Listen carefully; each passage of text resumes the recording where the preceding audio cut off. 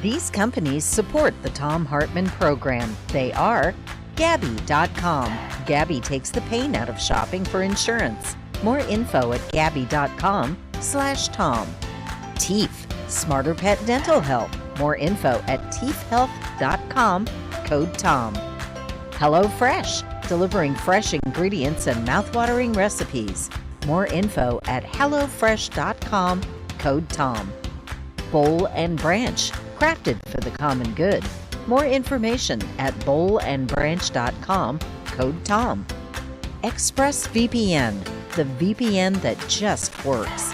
More info at expressvpn.com/Tom. And CB Distillery, CBD for sleeping. More info at cbdistillery.com, code TOM.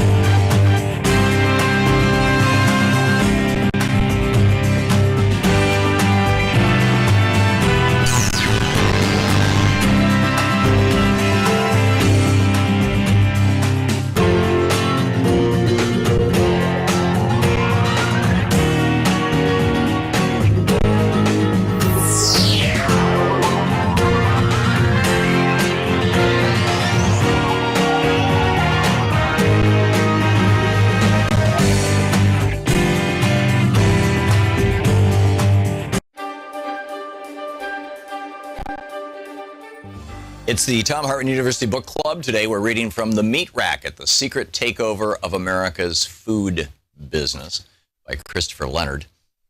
This is from the prologue. It's titled The Hidden King.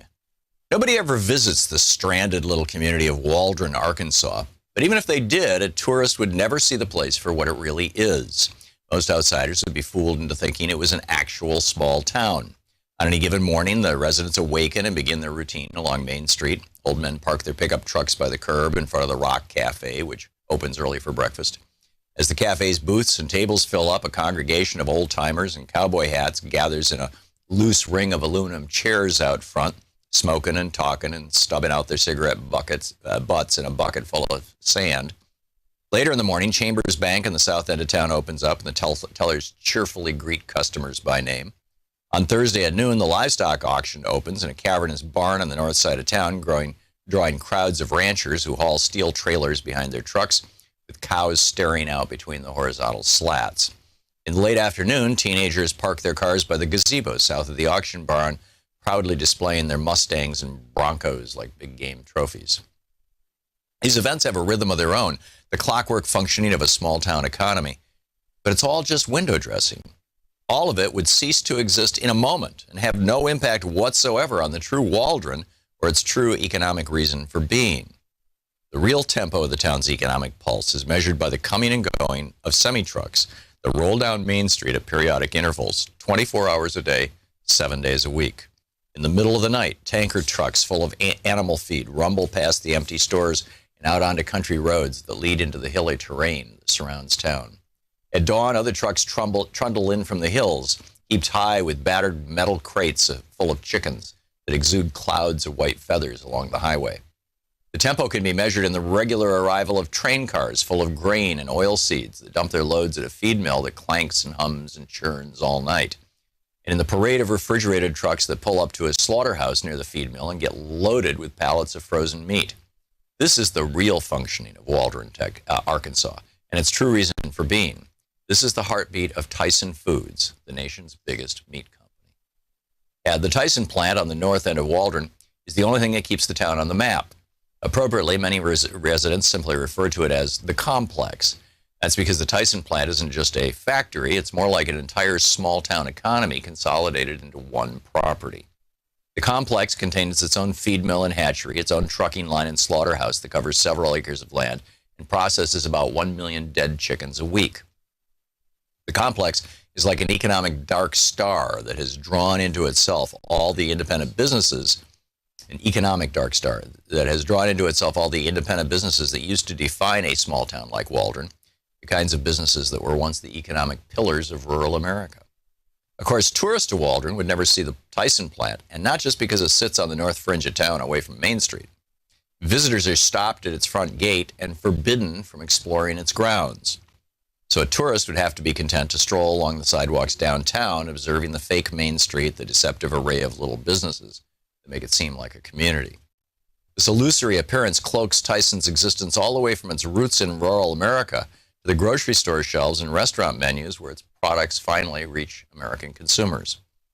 The average shopper is usually fooled when he or she peruses the meat aisle, seeing what appears to be an abundance of choices and products. Tyson brand name wouldn't necessarily stand out with its logo gracing just a handful of products. But the rotisserie chicken slowly turning in its oven, the Bonisi brand pepperoni, the Lady Astor brand chicken cordon bleu, the frozen chicken pot pie, and the Wright brand bacon all come from the same company, Tyson.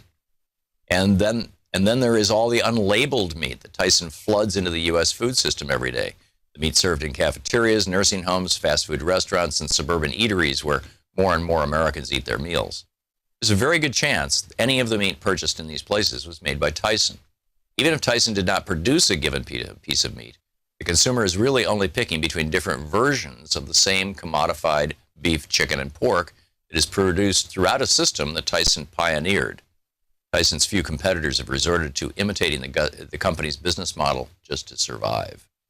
This book aims to explore the vast hidden territory between the remote farms and towns like Waldron, where Tyson raises millions of animals, and the final point of contact where consumers buy the company's meat.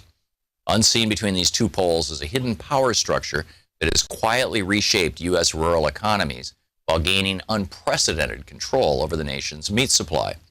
Just a handful of companies produce nearly all the meat consumed in the United States, and Tyson is the king among them.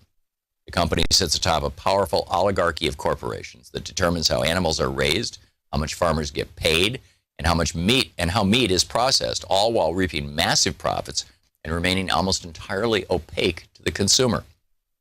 Because Tyson and its imitators are based in the geographic and economic fringes of America in forgotten places like Waldron, the company has managed to escape the scrutiny it deserves. While Tyson's operations are remote, the company's business practices affect virtually everyone. About 95% of Americans eat chicken, which means they almost certainly eat chicken produced by Tyson. And then it goes on from there. The book is The Meat Racket, The Secret Takeover of America's Food Industry by Christopher Leonard.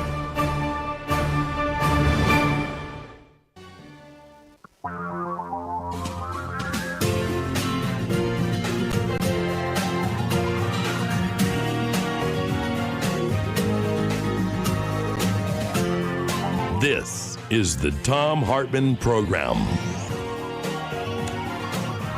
And happy Wednesday. Congressman Mark Pocan will be with us in just a moment, taking your calls for the hour. In our second hour, we're going to dig deep into the word freedom and how America's billionaires are literally killing us with that word.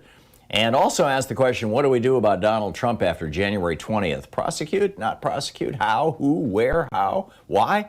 And in our third hour, in our kind of health and science section and hour, we're discovering that hospitals are hiking charges, and this is not COVID related. You know, God bless the hospitals with regard to COVID, but in other arenas, they're hiking charges by up to 18 times. We have a guest and a conversation to be had with National Nurses United about health care for all, or Medicare for all, as it were.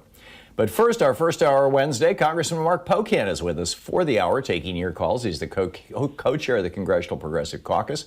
He represents the 2nd District of Wisconsin in the U.S. House of Representatives. His website, pocan.house.gov, P-O-C-A-N. And you can tweet him at Rep. Mark Pocan.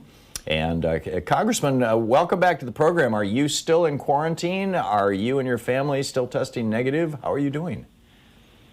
Yeah, thank you for asking. So my husband and I both tested negative on Friday. I had much more substantial contact, so we're going to get tested again Friday. I am still at home in Wisconsin, not in Washington, voting proxy because of that exposure. The good news is today is day 14 for my mom and no symptoms, so they think that she's going to be fine.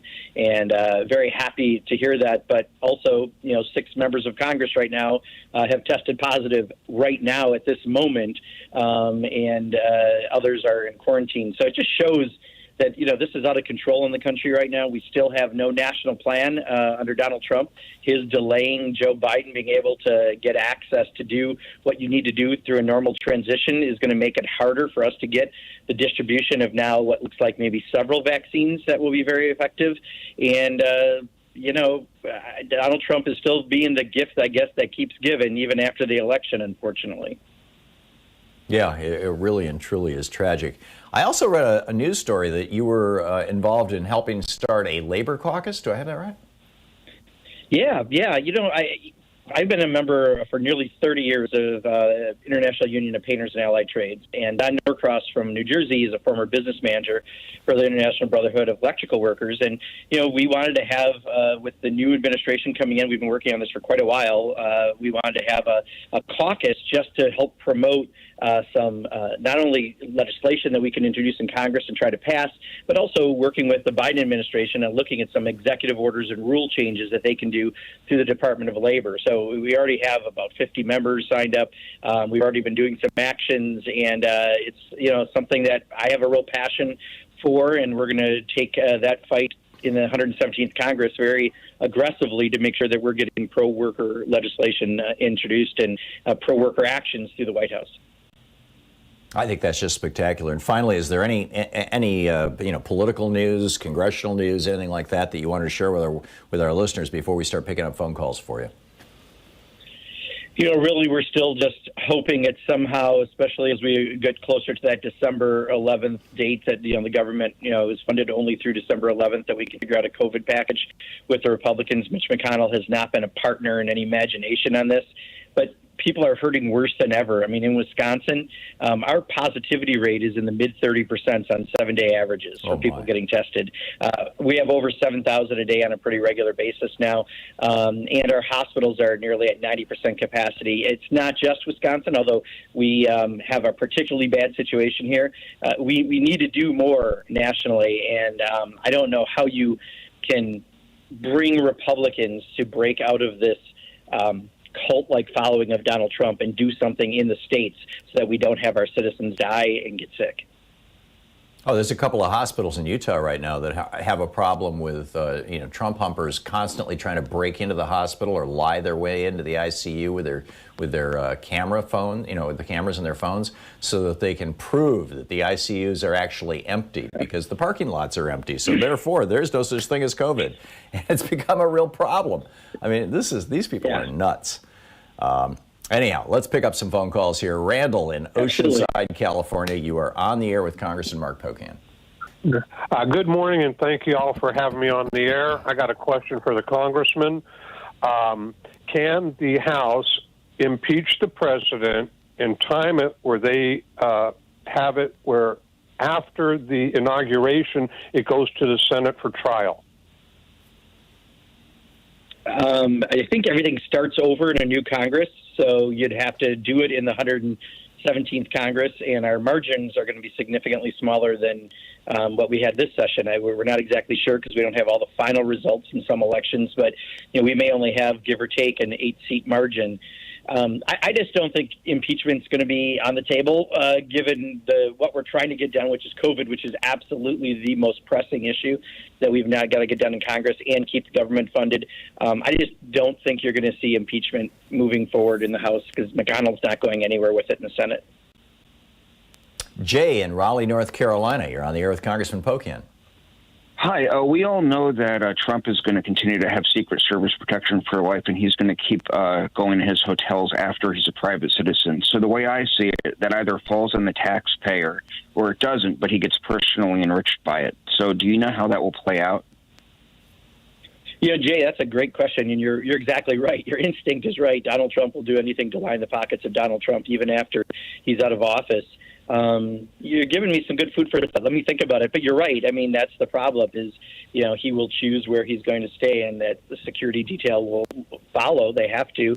And you're right. That could be putting money, even though the emoluments clause, I don't think, continues after you're actually in elected office, it certainly in spirit should. So thanks for raising it. I wrote it down, and we're going to talk about this. It's a good one. Jim in Long Beach, California, you're on the air with Congressman Pocan. Yeah, good morning. Thanks. Question about the Georgia election. Will Kamala Harris be involved deeply and soon in getting out the vote down there with Stacey Abrams, hopefully? Yeah, I'll tell you, everyone is going to do what Stacey Abrams says, because already I think you're going to find a lot of people want to go down there, but quite honestly, they don't want a bunch of people with New England accents or people maybe from Wisconsin coming to Georgia telling Georgians how to vote. So, we're taking their advice on what we can do. We can maybe make phone calls. We can certainly donate money, but it may not be having everyone who wants to go down there and help, because that actually may turn out not to be helpful. So I think there is a strong understanding what Stacey wants, Stacey gets, and we're going to be taking a lot of direction from people like her. Bob in Skokie, Illinois, you're on the air with Congressman Pocan. A minute to the break. Congressman, how are you? Good morning. I'm curious, since Senator McConnell keeps getting reelected with very low popularity, but the fact that he brings home the bacon, is there any way for the House to exclude Kentucky getting financial support in its bills until the senator agrees to allow House bills to be considered by the Senate? Yeah, they get $2.41 for every dollar they send to D.C. Pardon me. Yeah, you got great problem solvers today. People are bringing up these great points, and this is a great point, too. I don't think that we could actually do that. I don't think there's a way to stop aid just to a single state. There'd probably be a number of complications, and, he holds the votes in the Senate, so you need Senate approval. But, you bring up a great point. I mean, he's not popular for passing policy because he doesn't do policy, but he does bring pork home. I don't get it why he gets reelected, but he got reelected. He's there, and I assume they'll keep him in that spot. Congressman Mark Pocan is with us for the hour, taking your calls. Middays with Mark here on the Thom Hartmann Program. He's the co-chair of the Congressional Progressive Caucus. He represents the state of Wisconsin, the 2nd District in the U.S. House of Representatives. You can find his website at Pocan, POCAN.house.gov. His Twitter handle, Rep. Mark Pocan, as in Representative, Rep. Mark Pocan. We'll be right back with more of your calls for Congressman Pocan. This is the Thom Hartmann Program. It's your media support group for We the People and our national town hall meeting with Congressman Mark Pocan. We'll be right back.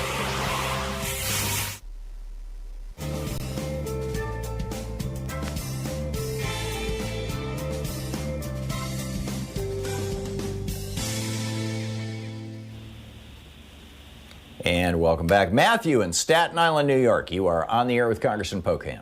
Okay. Hi, how are you? Good, Matthew. Thank you. Okay, so being that Joe Biden literally wrote or co-sponsored or helped write the bankruptcy bill while he was in the Senate that disallowed canceling student debt, how serious should I take his recent announcement or pronouncement about canceling up to $10,000 in student debt? I think if he's saying things right now, the way I look at it, he's in a very unique position. His entire life, he has kind of been preparing to be president. He's run for it before.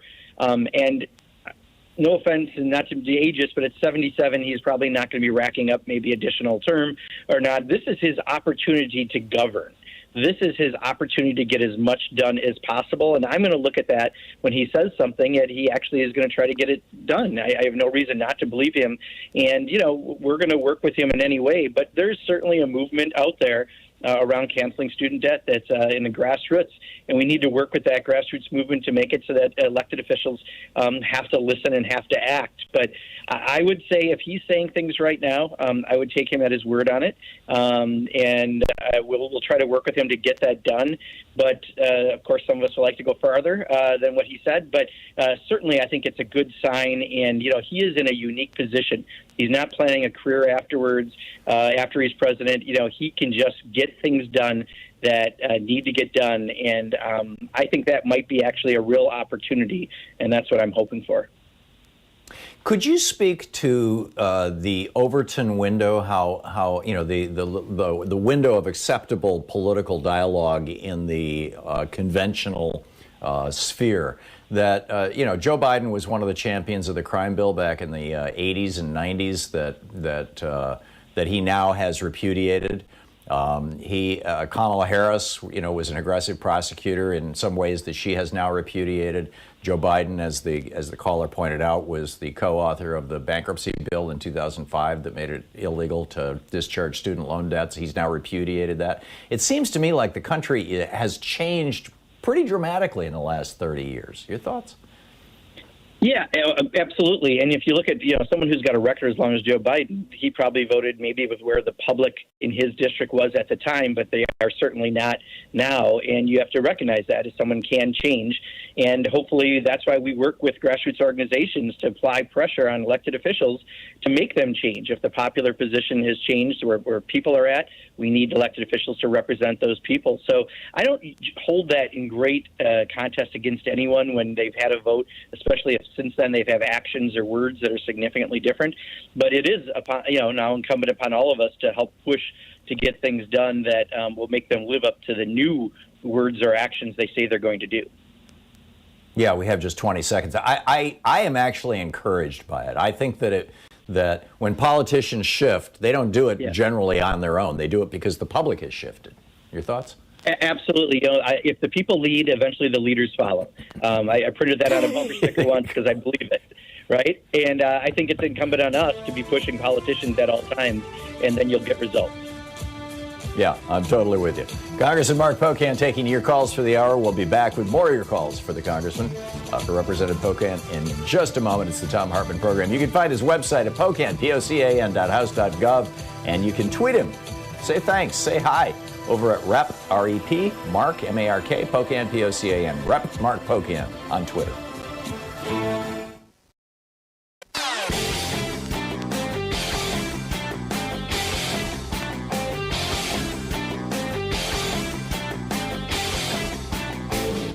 Share the Thom Hartmann Program with your friends. We're available on SiriusXM, Free Speech TV, Pacifica, commercial stations nationwide, YouTube, Twitter, Facebook, on the Thom Hartmann app, and you can even tell your smart speaker to listen to the Thom Hartmann Program.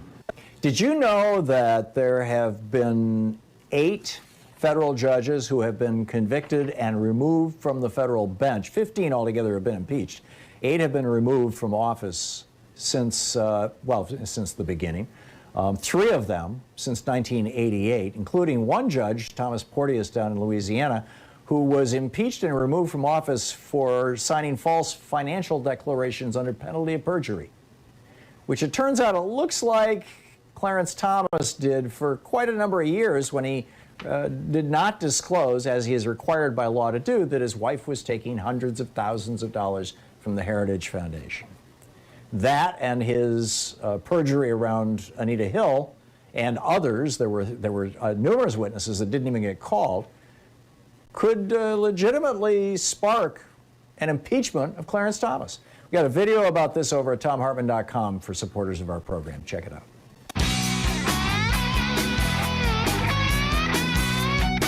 Congressman Mark Pocan taking your calls for the hour. And Tim in Shelby Township, Michigan, you are on the air with Congressman Pocan. Gentlemen, first of all, Congressman, congratulations on your reelection. What I wonder if we could push, you're welcome, if we could suggest to President Biden that he bring back the old fireside chats. And weekly, he could not only cover COVID, but also everything that the Democrats are doing in Congress and that the Republicans are blocking. During the Trump, Speaker Pelosi and Minority Leader Schumer could hardly get any airtime. But if it's the president speaking, then everyone would cover it. Tom, your listeners are on fire today. More good ideas. I guess. And that was a good one, Tim. Tim, this is a great idea, because the president does have the bully pulpit. And if you use it appropriately, which Joe Biden would, not like Donald Trump did, I mean, we could really help get a lot of good messaging out there, especially when we're still in the middle of this severe stage right now of this pandemic, until we have the ability to distribute the vaccine. So I think it's a great idea. I just wrote it down, and I'm getting lots of notes today. But I think it's a great suggestion, and it would be a very smart thing for Joe Biden to do. Alejandro in Miami, Florida. You're on the air with Congressman Pocan. Hello, everyone. I just wanted to ask this question of the congressman that, Congress, I know that you had your doubts about doing impeachment of Trump, but I really think that Congress, needs to really assert its authority, and do investigations of Trump and all Trump administration officials that are sabotaging that transition under the Presidential Transition Act of 1963. The act was meant for the GSA administrator to make a ministerial decision, not a political one. So if objectively, if Biden won, she should have already certified. There's nothing in the law or the legislative intent of the law was not meant to be, oh no, not until the votes are certified can she recognize the legitimate winner, the president-elect. It's as soon as possible, as we always do it with the media projections and, the regular counting. We don't. So is there a way Congress can really investigate the GSA minute, bring her to Congress and subpoena her and ask her why is she getting in the way of transition, and kind of like remind her that, she's in violation of that act, and maybe she can serve some prison time if she, is found in violation of such act, along with other administration officials. Yeah, Alejandro, absolutely. That can happen. I mean, Congress can do that. The thing to remember is, impeachment is a very long process, right? And it was a lot of work to get to that stage. I just don't see, when we've got COVID to deal with, when we've got to make sure that government funding continues past December 11th, that's likely to happen, and many other reasons. But I've already seen some of my colleagues introducing things to make sure that we're still going to do the proper oversight and look back at what happened in the Trump administration. Perhaps Joe Biden may not be as interested, but his attorney general should actually absolutely do that as well, because that is the role of the attorney general.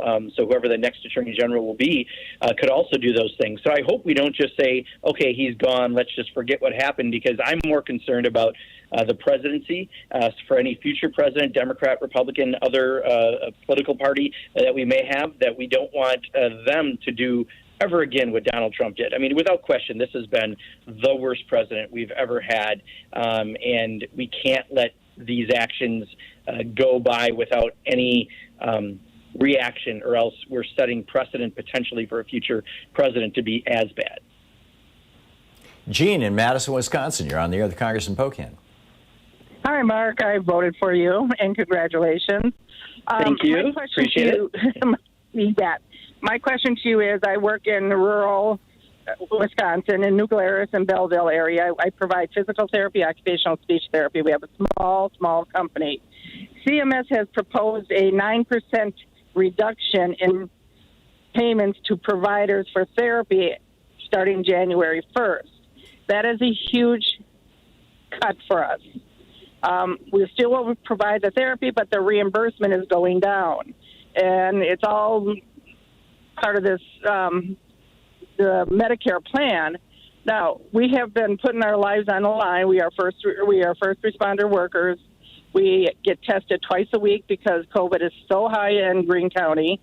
And we've been working under very strange circumstances in the skilled nursing facility, keeping the elderly alive. We were very fortunate. We have not had a case of COVID in our facility because of the strict rules we put on. But we are there, and now they're telling us they're going to cut our reimbursement by 9%. Is there anything you can do to help us? Yeah, so Gene, first of all, just reach out to our office. That's the best way, because this is the kind of constituent advocacy that we do, and we want to be helpful on. And we often write letters to CMS about actions they're proposing to take, to try to make sure that people aren't negatively impacted. But let me just also say thank you for being one of those frontline workers, because having just gone through that, it was a rehab facility that my mom was at. Unfortunately, they didn't have as good of protections as you're talking about. But you are putting your life out there every day, and I just want to say thank you. Congressman Mark Pocan, co-chair of the Congressional Progressive Caucus representing Wisconsin in the U.S. House of Representatives, taking your calls for the hour. We'll be back in just a moment. You're listening to the Thom Hartmann Program. Call 202-808-9925. Back with Representative Mark Pocan taking your calls right after this break.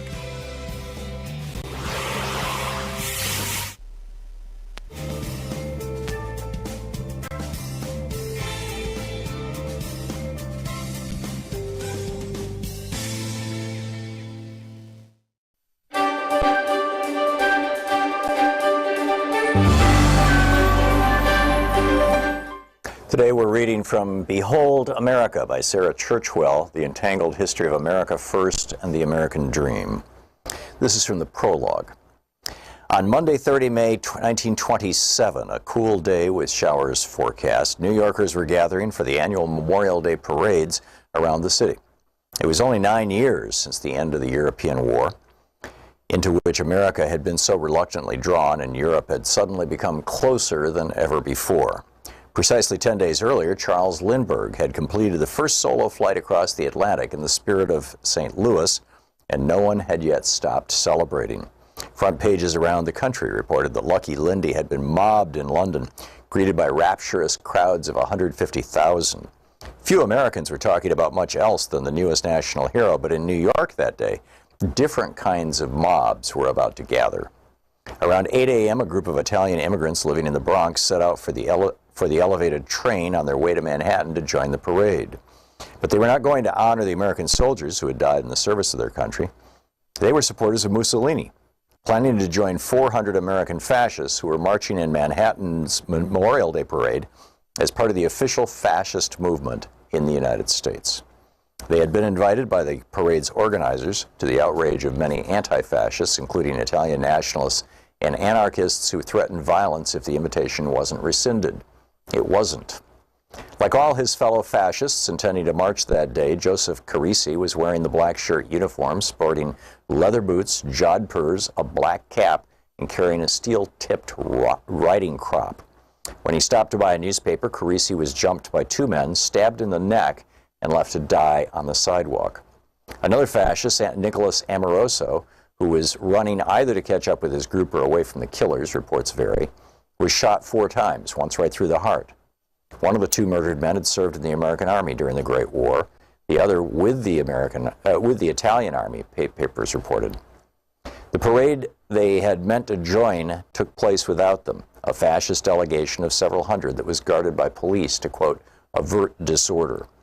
After the parade, the American black shirts returned to their headquarters in the heart of Times Square. There, another of the fascists standing outside was set upon by 3 men. He defended himself with his riding crop as his fellow black shirts charged out, brandishing clubs and whips, chasing the assailant through the theater traffic in Times Square, who fled as the black-shirted mob tore through the traffic. 100 fascists, reported the New York Times, rushed the attackers. A melee ensued that was quickly dispersed by the police. There was also violence in Brooklyn, where a parade of fascisti marched from the Angelo Rizza Fascista League at 274 Troutman Street in Bushwick. The LA Times reported several hundred men were parading, including 40 or 50 in the black shirt uniform. Fights broke out between supporters and protesters mingling on the sidewalks, and an anti-fascist was found lying on the ground, stabbed in the back. He survived and identified a fascist as his assailant. Accompanied by 30 police reserves to forestall violence, the marchers made their way through Brooklyn, stopping at the Wilson Avenue station, where the fascisti came to attention and gave the fascist salute. They ended at a Roman Catholic church, where the priest blessed them under large American and Italian flags, while the police remained on guard. The biggest outbreak of violence that Memorial Day, however, occurred in Queens, where it centered around a different right-wing group, not Italian Americans, but the self-proclaimed 100% American kind. By 1927, the Ku Klux Klan had spread across the United States since its rebirth in Georgia 12 years earlier. The first Klan was formed in the immediate aftermath of the Civil War, as former Confederate soldiers in Tennessee created a secret society to promote white supremacism, and terrorize the newly freed slaves in the South during the Reconstruction era. The name is generally believed to have originated from the Greek word for circle, kuklos, while Klan pays homage to the mystified Celtic heritage supposedly shared by white Southerners. Within a decade or two, the first Klan had been successfully suppressed by law enforcement and died out by the turn of the century. But in 1915, it was resuscitated in Georgia, and by the early 1920s, the Second Klan had achieved a powerful political presence in the United States, not only in the South, but across the country. I would add this is because of 1915, the movie Birth of a Nation came out. The Klan had an active presence in New York City and Long Island by 1927, with favorite slogans, which they even attempted to copyright at various points. That year, the Klan was calling attention to the fact that it first announced the program of 100% Americanism and of America First. They were not, in fact, the first to adopt these mottos, as this book will show. In 1927, both phrases had been around for a decade or more. But as far as the Klan busily copywriting hate was concerned, America First belonged to them. And on Memorial Day in Queens, 1,000 or so of them had gathered to march, many in white robes and hoods. They were accompanied by 400 women from the so-called Clavana, the feminine branch of the Klan. Some of the reported 20,000 spectators in Queens that day objected to the Klan's presence, as others defended their right to march. Scuffles broke out, and it turned into a riot. Women fought women, and spectators fought the policemen and the Klansmen as their desire dictated, said a newspaper. Klan banners were shredded, and 5 of their number were arrested, said initial reports, while a few others were caught up in the confusion as well. The book, Behold America, Sarah Churchwell.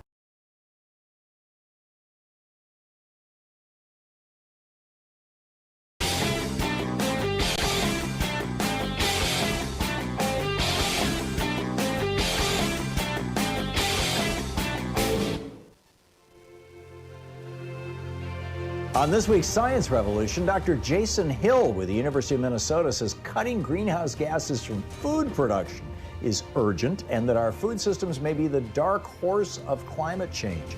Investigative journalist Catherine Eban drops by in her new book, Bottle of Lies, the inside story of the generic drug boom. Mari Margil with the Center for Democratic and Environmental Rights will be telling us about the huge win in Florida for the rights of nature. Tune into the Science Revolution wherever fine podcasts are available.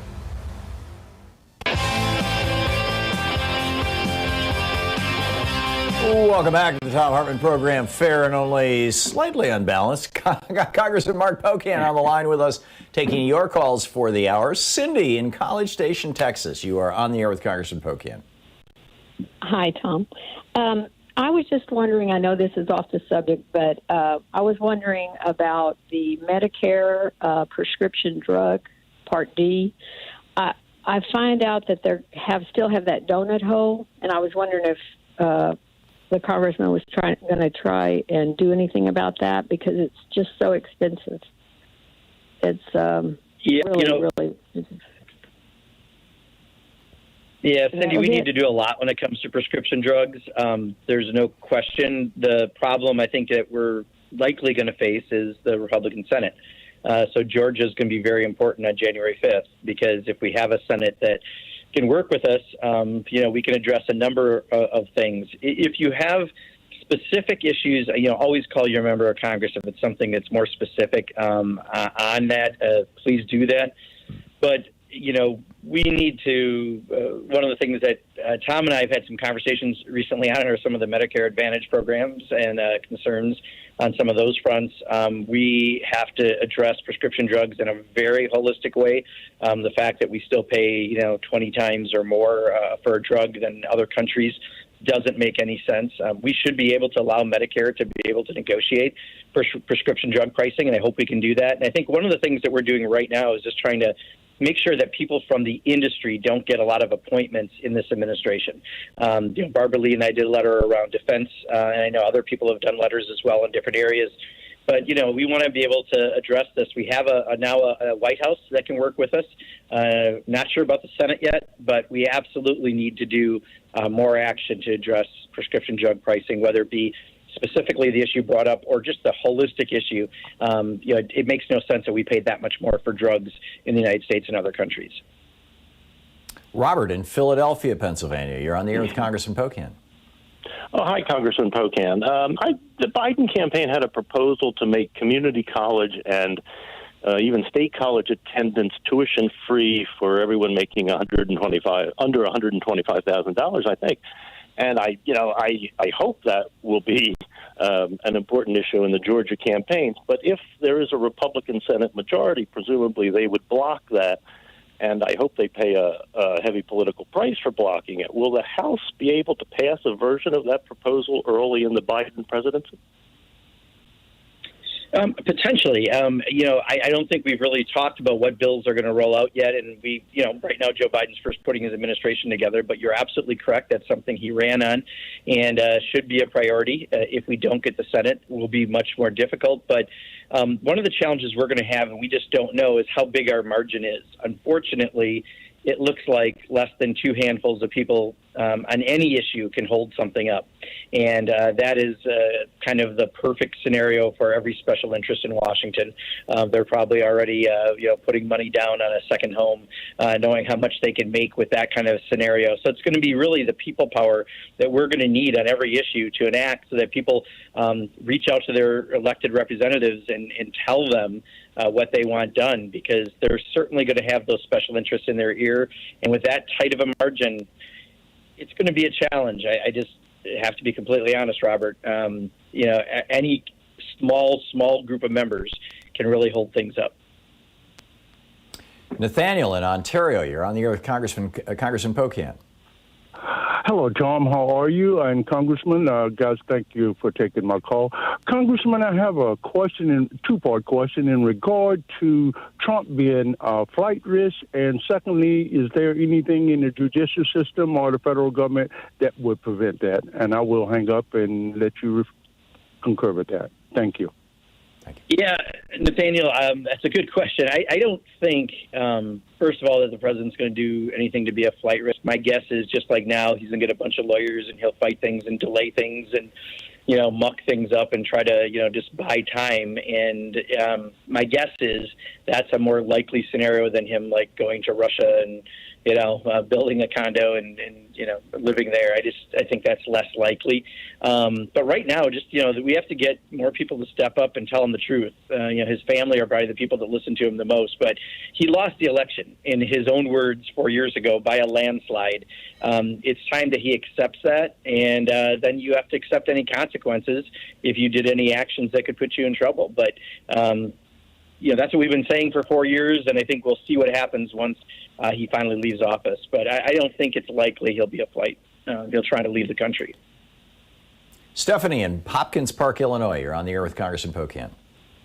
Hi to the both of you. I got a question. I'll take it off the air. Two questions. Is it true that the president, if he starts the war during his term, he doesn't have to leave until the war is over? And does it take an act of Congress along with him in order to do that? And will they bring the draft back? If you think he'll bring the draft back. Okay, I think I got three in there, but let me try my best. First of all, I don't think if he starts a war, you have to keep him. I don't believe that's the case. So I'm not concerned about that.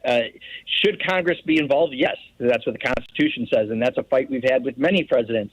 That in order to, unless you're responding directly to something, and there's certain parameters where the president can go to war, you need Congress, and that's per the Constitution. So yes.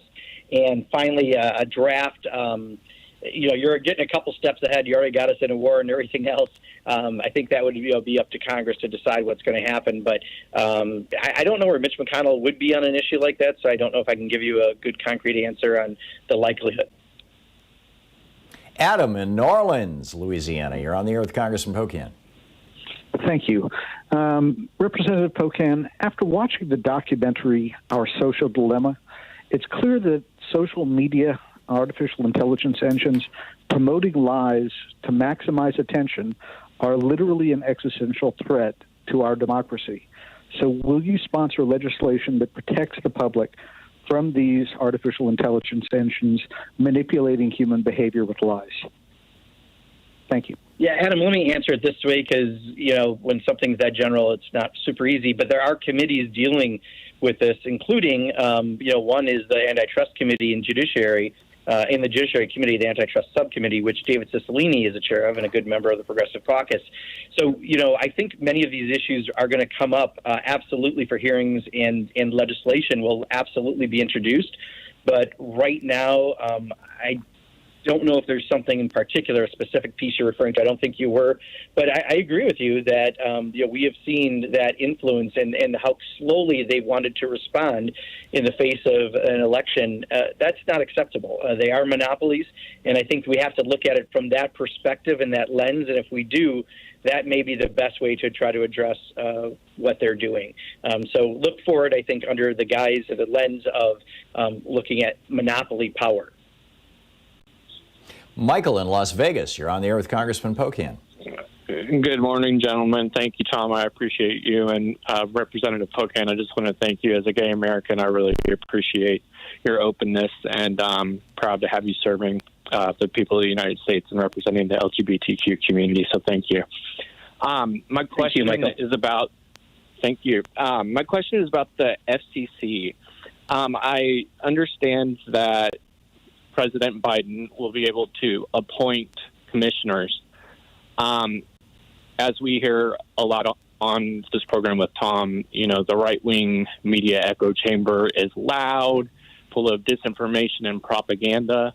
I'm just curious. I know some of it may hinge on the Georgia Senate races as far as getting a majority there, or the Biden-Harris ability to work very, hopefully closely with Murkowski and Collins or Romney.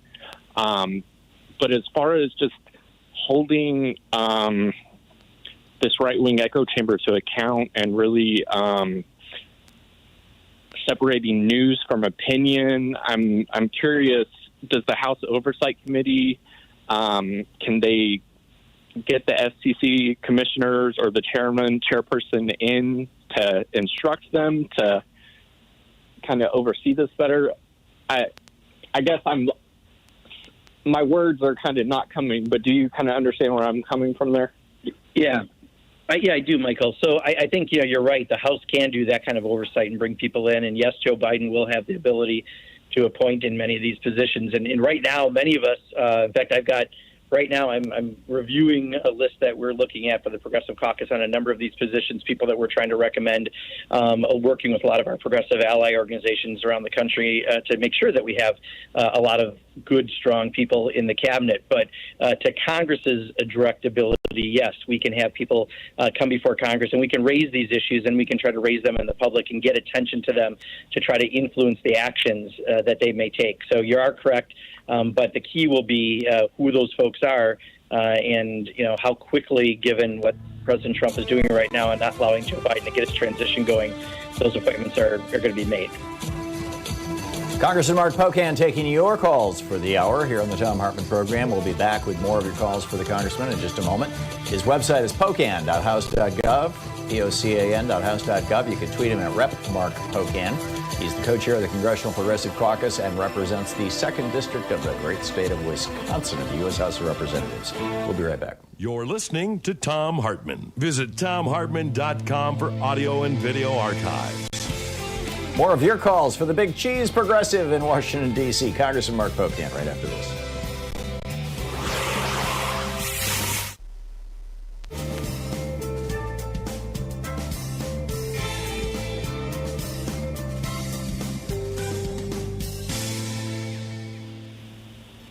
And welcome back. Ray in Wheaton, Illinois. You are on the air with Congressman Pocan. Hi. Trump held several private meetings with Putin, and we were never allowed to know what transpired.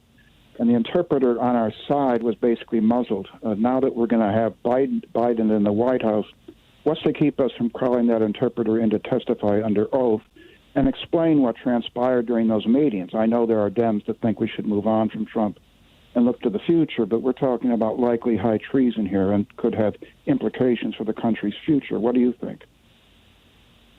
Yeah, Ray, I think there is you pointed out very accurately, there's probably some division. Some people say you move on and move forward.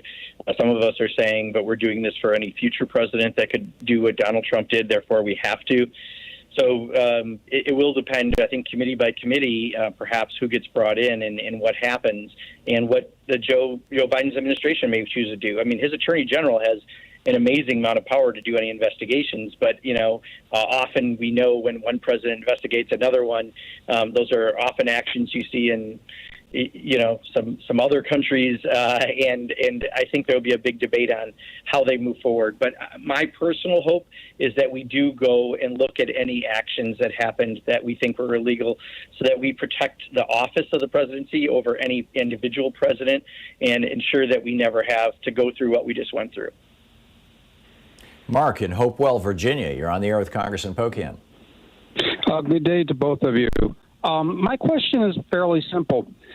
Could Kamala Harris take the power of the Senate leader away from Mitch McConnell as she is becoming the president pro tem of the Senate, is the way I understand the Constitution?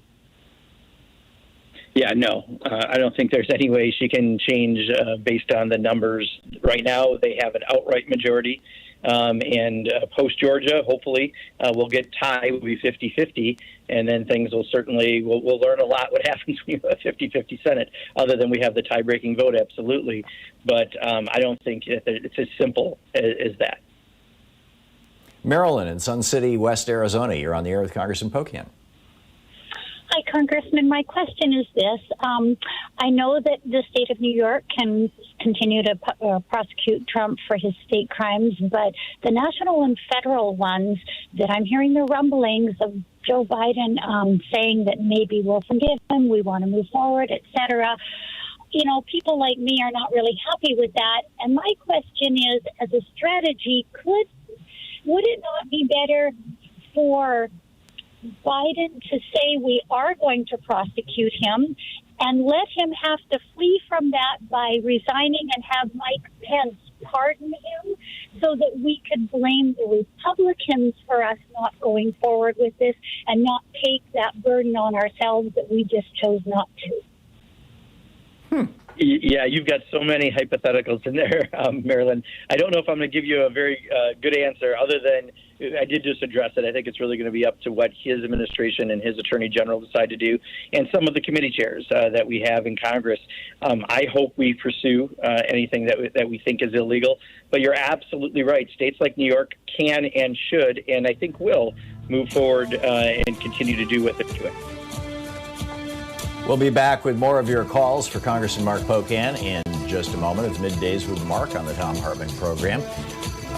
Defending America from the weapons of mass deception, let's say. We'll just leave it at that. We'll be right back with more of your calls for Congressman Mark Pocan.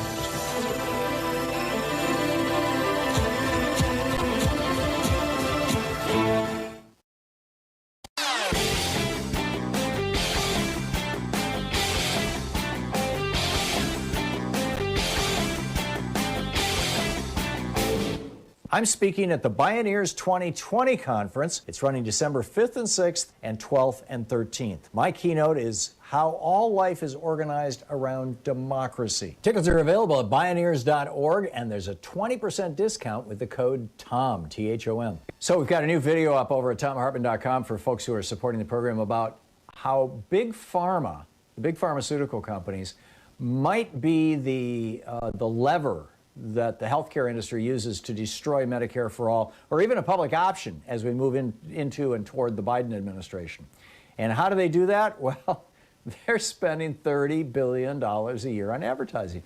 The United States is the only country in the world, the only developed country in the world, that allows drug companies to advertise with very, very few restrictions on television. Only one other country, New Zealand, allows any kind of drug advertising on television. But in the United States, the door is largely wide open.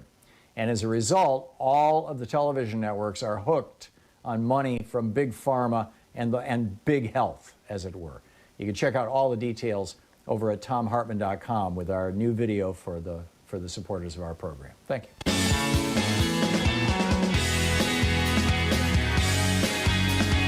Congressman Mark Pocan taking your calls for the day and for the hour, and Kent in Hempstead, North Carolina. You are on the air with Congressman Pocan.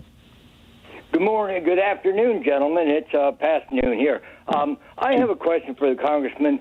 Can Dr. Scott Atlas be sued in civil court for malpractice? Once he got Trump's ear, he became the main medical advice, but Trump's not a doctor, but Atlas is, supposedly. And I'm just curious, has he got any exposure legally for the pushing that herd mentality thing? And now that Sweden tried it and it's been an abject failure, I haven't heard a peep about the herd immunity concept. And I'm just curious if he's liable like any other doctor that would get so many people sick and die. And I'll... Sorry. Yeah, so I'm not a judge. I'm not a lawyer. So I assume you can sue for anything. I just don't think it's likely because he's offering advice to the president. The president's the one who's actually taking these actions. So I don't know if you're going to find an actual case there. Hartmut in Kennesaw, Georgia. You are on the air with Congressman Pocan. Yes, hello, Congressman. I just wanted to applaud your tweet from yesterday in which you, excuse me, denounced the dispossession of more Palestinians of their land. I was intrigued by the statements by Tom and you about the change in the position of many of the leaders of the Democratic Party, excuse me, with regard to, say, criminal reform and so on. I was wondering, is there anything like that happening with regard to the Palestinian issue? It seems like, except for the military, the only real 100% bipartisanship issues in Congress have to do with the whitewashing of Israeli human rights violations. Is there any drift in that in a positive, progressive direction with regard to that issue? Yeah, absolutely. In fact, the good news is we had a letter with over 40 people yesterday that went after one of the settlements that they broke up, some of the housing that they broke up in the West Bank. And, that's against everything that they are supposed to be doing right now, especially as Mike Pompeo is going to do a photo op there. That's why we timed the letter with Mike Pompeo's visit. But we had 40 people, and that's a significant number to have in Congress pointing out some of these issues. So I think there is a growing understanding that if you're ever going to have peace in that region, especially in Israel, in the West Bank and Palestine, you can't continue to build settlements. You can't tear apart other people's homes. You can't continue the actions that we've seen happen all too often. And, it's not that you're pro-Israel or pro-Palestine or pro-anything but peace. Right? That's the real, I think, position many of us have, and we're trying to make sure that we can get to a good resolution. And when they continue actions like that, you're not going to get to a good resolution. So I was very encouraged to see that many people sign a letter, including some folks that, aren't your most likely suspects, and I think that shows real progress. Obi in La Crosse, Wisconsin. You're on the air with Congressman Pocan. Oh, Obi. Okay, and we have just a minute or so to go.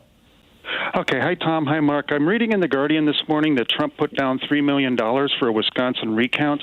We know that the Wisconsin recount can only happen if there's less than 1% margin, but he's isolating it to Milwaukee and Dane counties, your county where Madison is, where it's a blowout.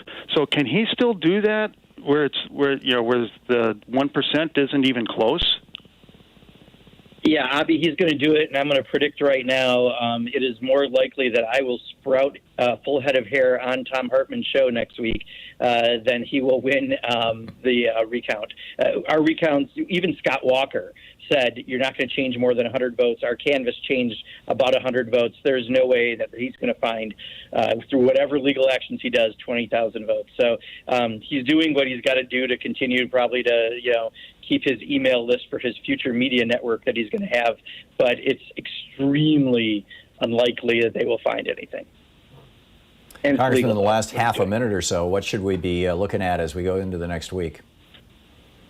I mean, we've got to get a COVID bill done. I mean, if everyone could just do another reach out to their member of the House and Senate, I think it's awful that we have not gotten more done. And then just be ready for, next week is kind of a down week with Thanksgiving, but then we're in the final parts of lame duck. We got to be very vigilant of what Donald Trump's up to, and we also need to keep government reopen it after the 11th. There's a lot of action. We need people to just be ready to call their members.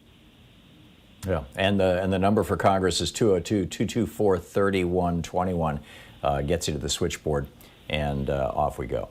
Congressman, thanks so much for being with us today. Sean, I think we're in the break now. Congressman, thanks so much. It's great talking with you. Thank you. As always, appreciate it. Yeah. Back at you. We'll be back with my rant about freedom right after this. Stick around.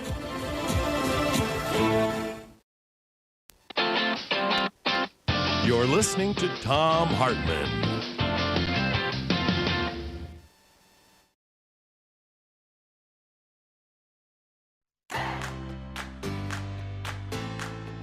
These companies support the Thom Hartmann Program. They are Gabi.com. Gabi takes the pain out of shopping for insurance. More info at Gabi.com/Tom. Teeth, Smarter Pet Dental Help. More info at teethhealth.com, code TOM. HelloFresh, delivering fresh ingredients and mouthwatering recipes. More info at hellofresh.com, code TOM. Bowl and Branch, crafted for the common good. More information at bowlandbranch.com, code TOM. ExpressVPN, the VPN that just works. More info at expressvpn.com/Tom. And CB Distillery, CBD for sleeping. More info at cbdistillery.com, code TOM.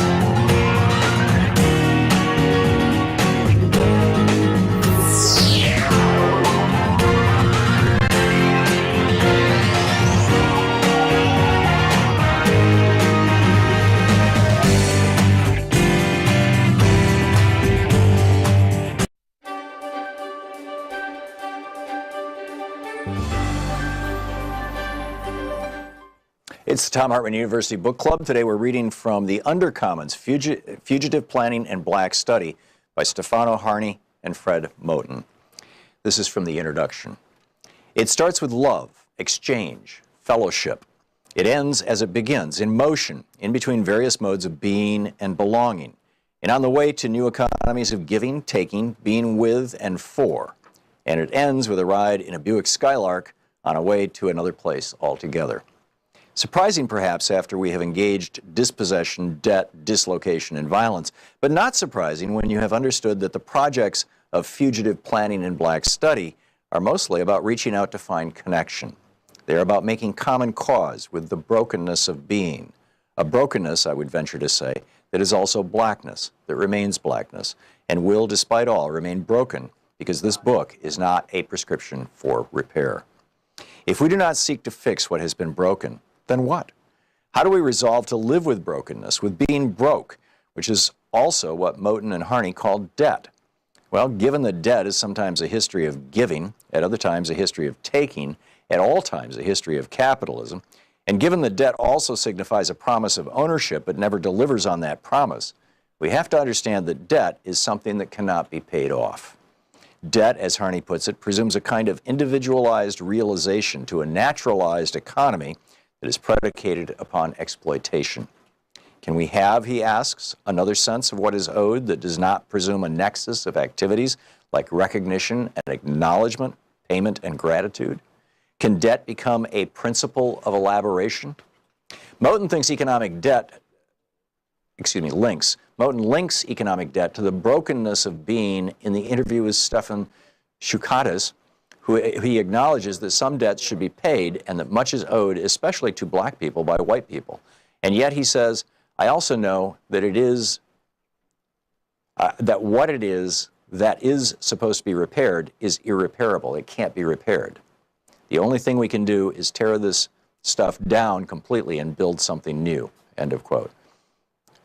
The undercommons do not come to pay their debts, to repair what has been broken, to fix what has been undone.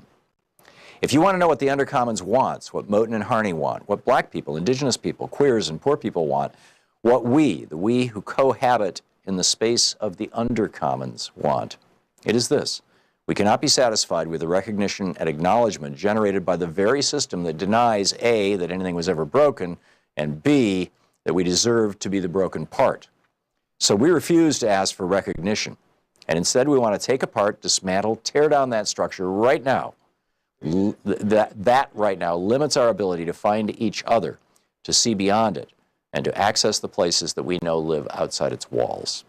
We cannot say what new structures will replace the ones we live with yet, because once we have torn stuff down, we will inevitably see more and see differently and feel a new sense of wanting and being and becoming.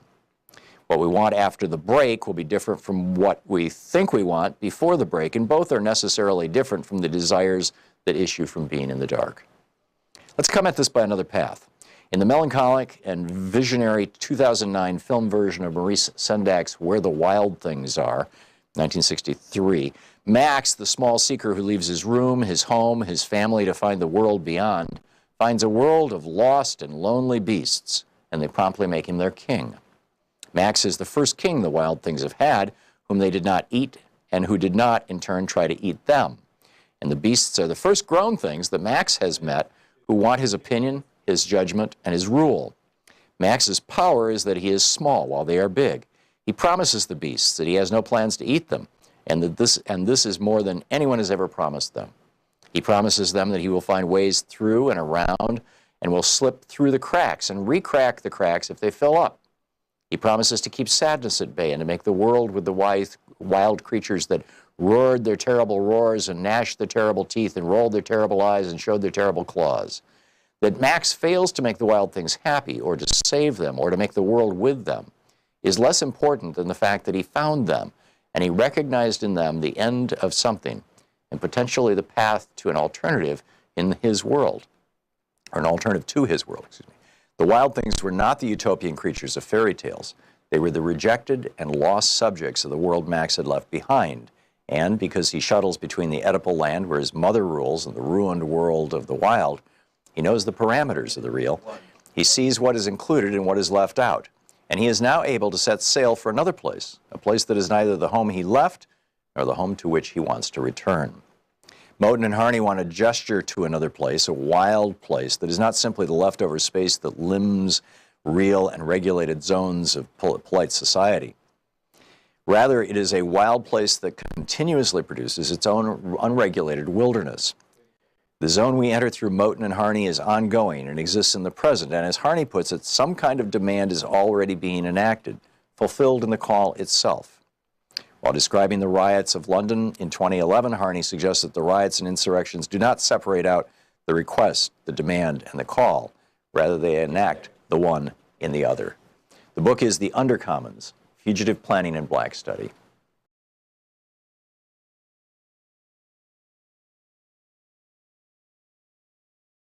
Something that redeems us. The Wretched of the Earth by Frantz Fanon.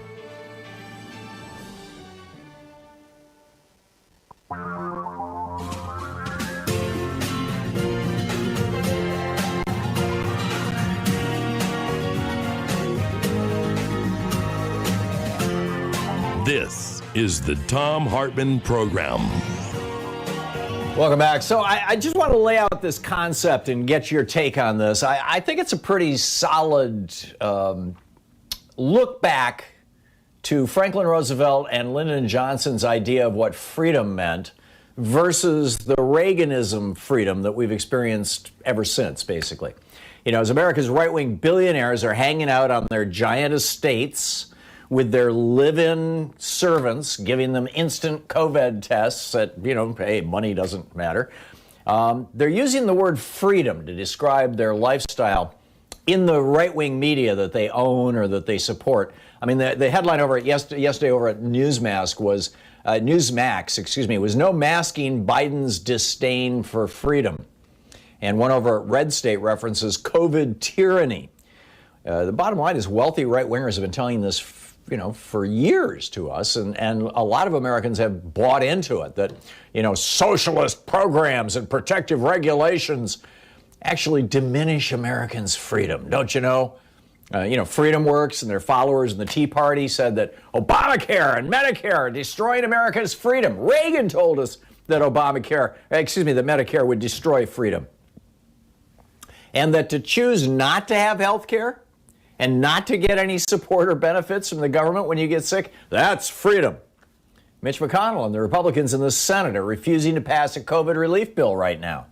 Why? Because giving unemployed people money reduces their freedom and their incentive to look for a job. Remember this over and over? We were hearing from Republican members of Congress, oh my God, $600 a week, who's going to work?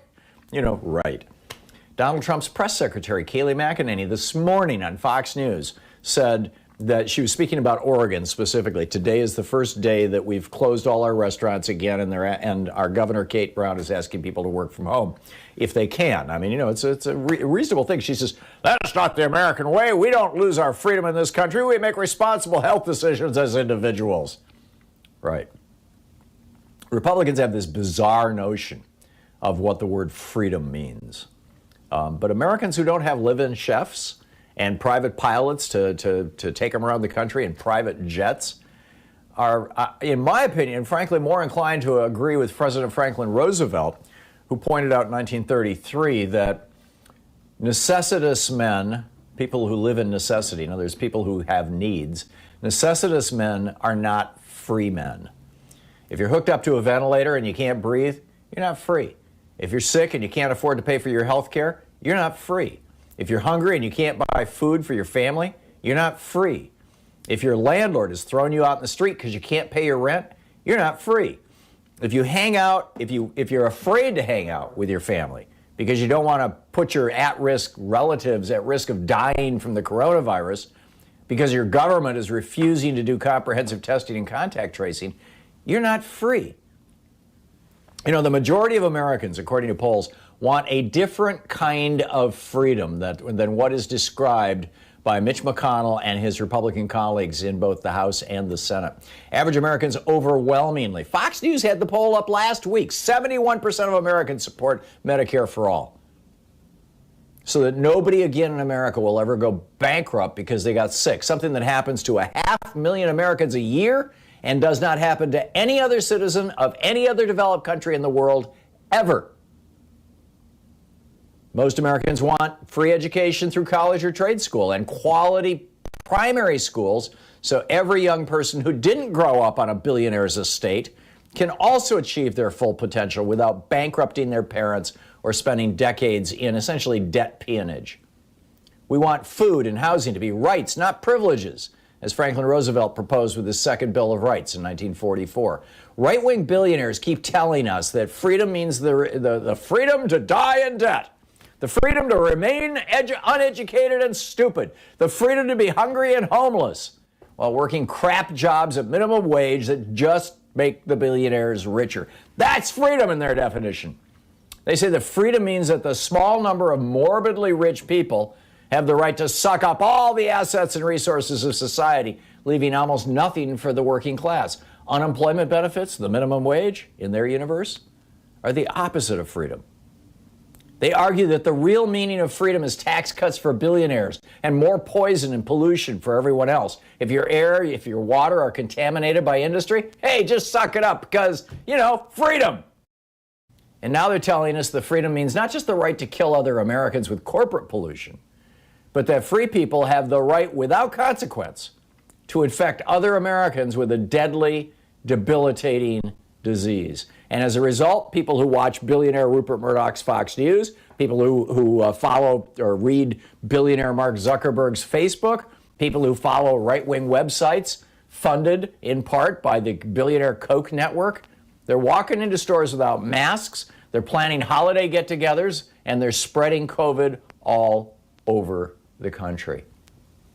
This billionaire idea of freedom is literally killing us. We have these two competing notions of freedom in the United States. This should be so clear to everybody. And frankly, it's one of the things that saddens me the most about the failure of democratic messaging, or maybe it's just the fact that there's not much of a democratic message machine.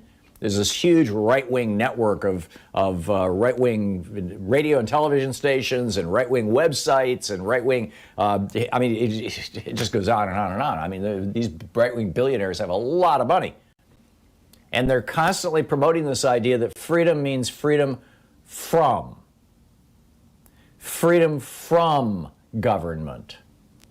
That if government doesn't provide Social Security and Medicare, you're more free. Remember Ronald Reagan at the end of his anti-Medicare, that 33 LP that he sent out back in 1967 that went to 1,000. My dad had a copy of this. And at the very end, Ronald Reagan says, someday we'll look back and tell our children what it was like in America when men were free. Right. Before Medicare.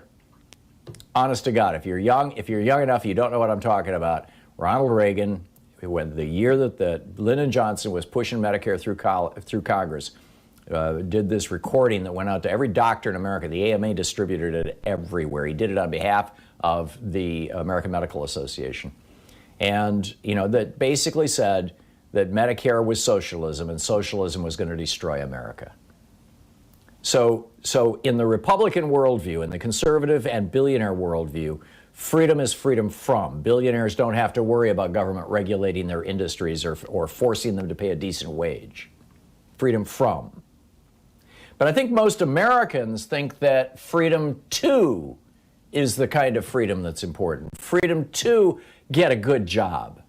The freedom to stay healthy in the United States, regardless of whether you have enough money to be able to pay absurd fees to doctors and hospitals.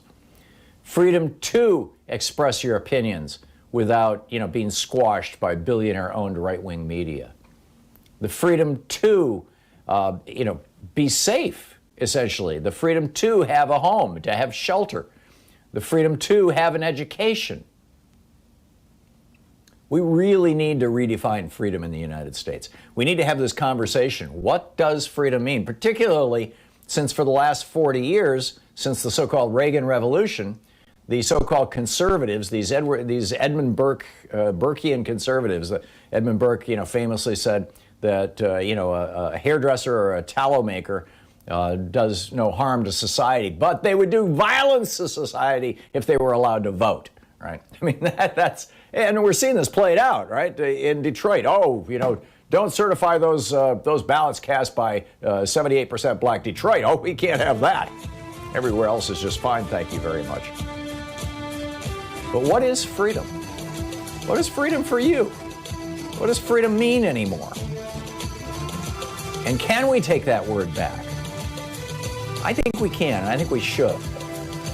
I laid out a long tweet thread about this morning. I hope you find it useful. We'll be right back. Pick up your phone calls and more of the news today. This is the Thom Hartmann Program. Also, right after the break, I want to get into this question of how do we deal with having had an open criminal in the White House?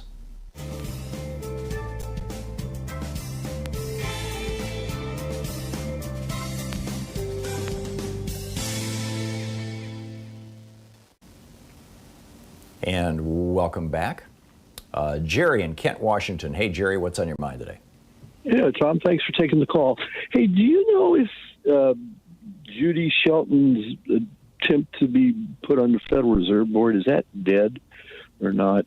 Anybody who thinks that we got to go back to the gold standard has no idea of how finance works. Right. Just amazing. Yeah. Well, and she's floated some conspiracy theories about the Fed itself, which is what's so bizarre about it. I don't honestly know, Jerry. I mean, to a certain extent, that was held up yesterday because some of the committee members are out with COVID, and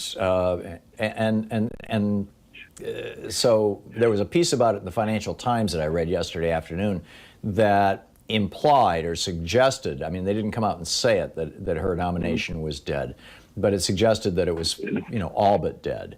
And I don't know if, let me just finish this thought and then I'll toss it to you, Jerry. I'm sorry. The main point that the article was making wasn't so much whether, procedural stuff or whether her nomination was going to be revisited or not, but that the failure of her nomination was proof that the Republicans in the United States Senate have already started to move beyond Trump, because she's a Trumper, right? And I think all of them are a little wary of Trump and Trumpers. So if that take was correct, then I would say her nomination is dead. If that take was wrong, then, God only knows. Back to you. Yeah.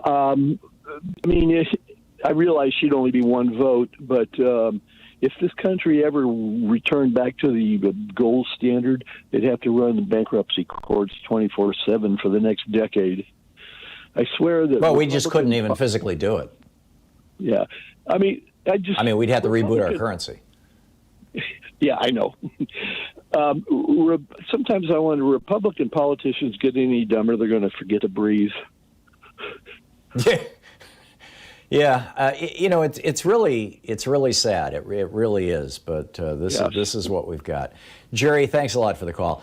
James in Santa Fe, New Mexico. Hey, James, what's up? Hi, Tom. Good afternoon.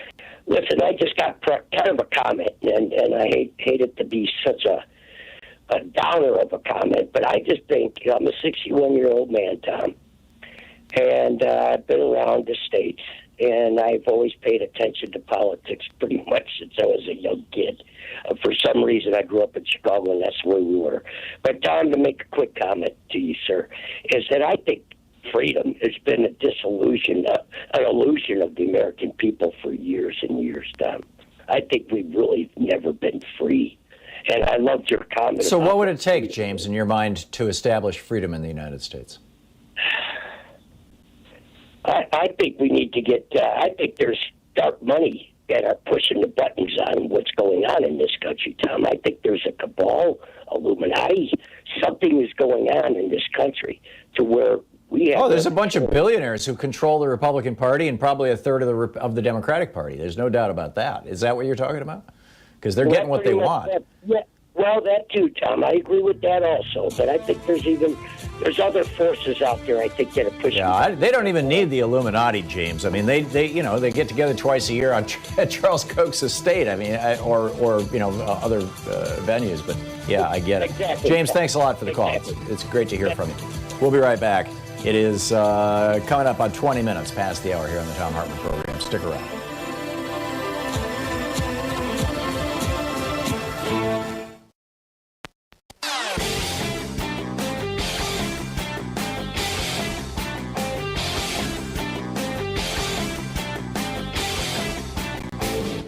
Share the Thom Hartmann Program with your friends. We're available on SiriusXM, Free Speech TV, Pacifica, commercial stations nationwide, YouTube, Twitter, Facebook, on the Thom Hartmann app, and you can even tell your smart speaker to listen to the Thom Hartmann Program.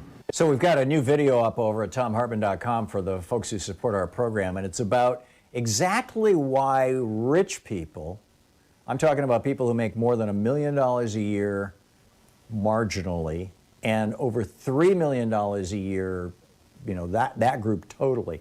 Why this group of people who are multi-millionaires and are literally bringing into the house over $1 million a year and over $3 million a year, why would they want to destroy Obamacare? Turns out there's a very simple answer, and a very straightforward answer, and a rather shocking answer, that they would put all this time and effort, years of work, into trying to kill Obamacare and throw 20, 30, 40,000 million people, off their health care. And you can see it, hear it, read all about it, as it were, over at thomhartmann.com in our new members-only video.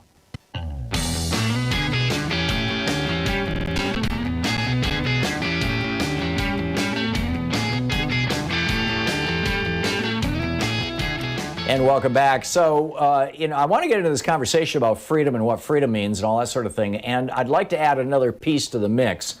as we head here toward the break at the bottom of the hour, and then we can spend the whole next half hour discussing these issues.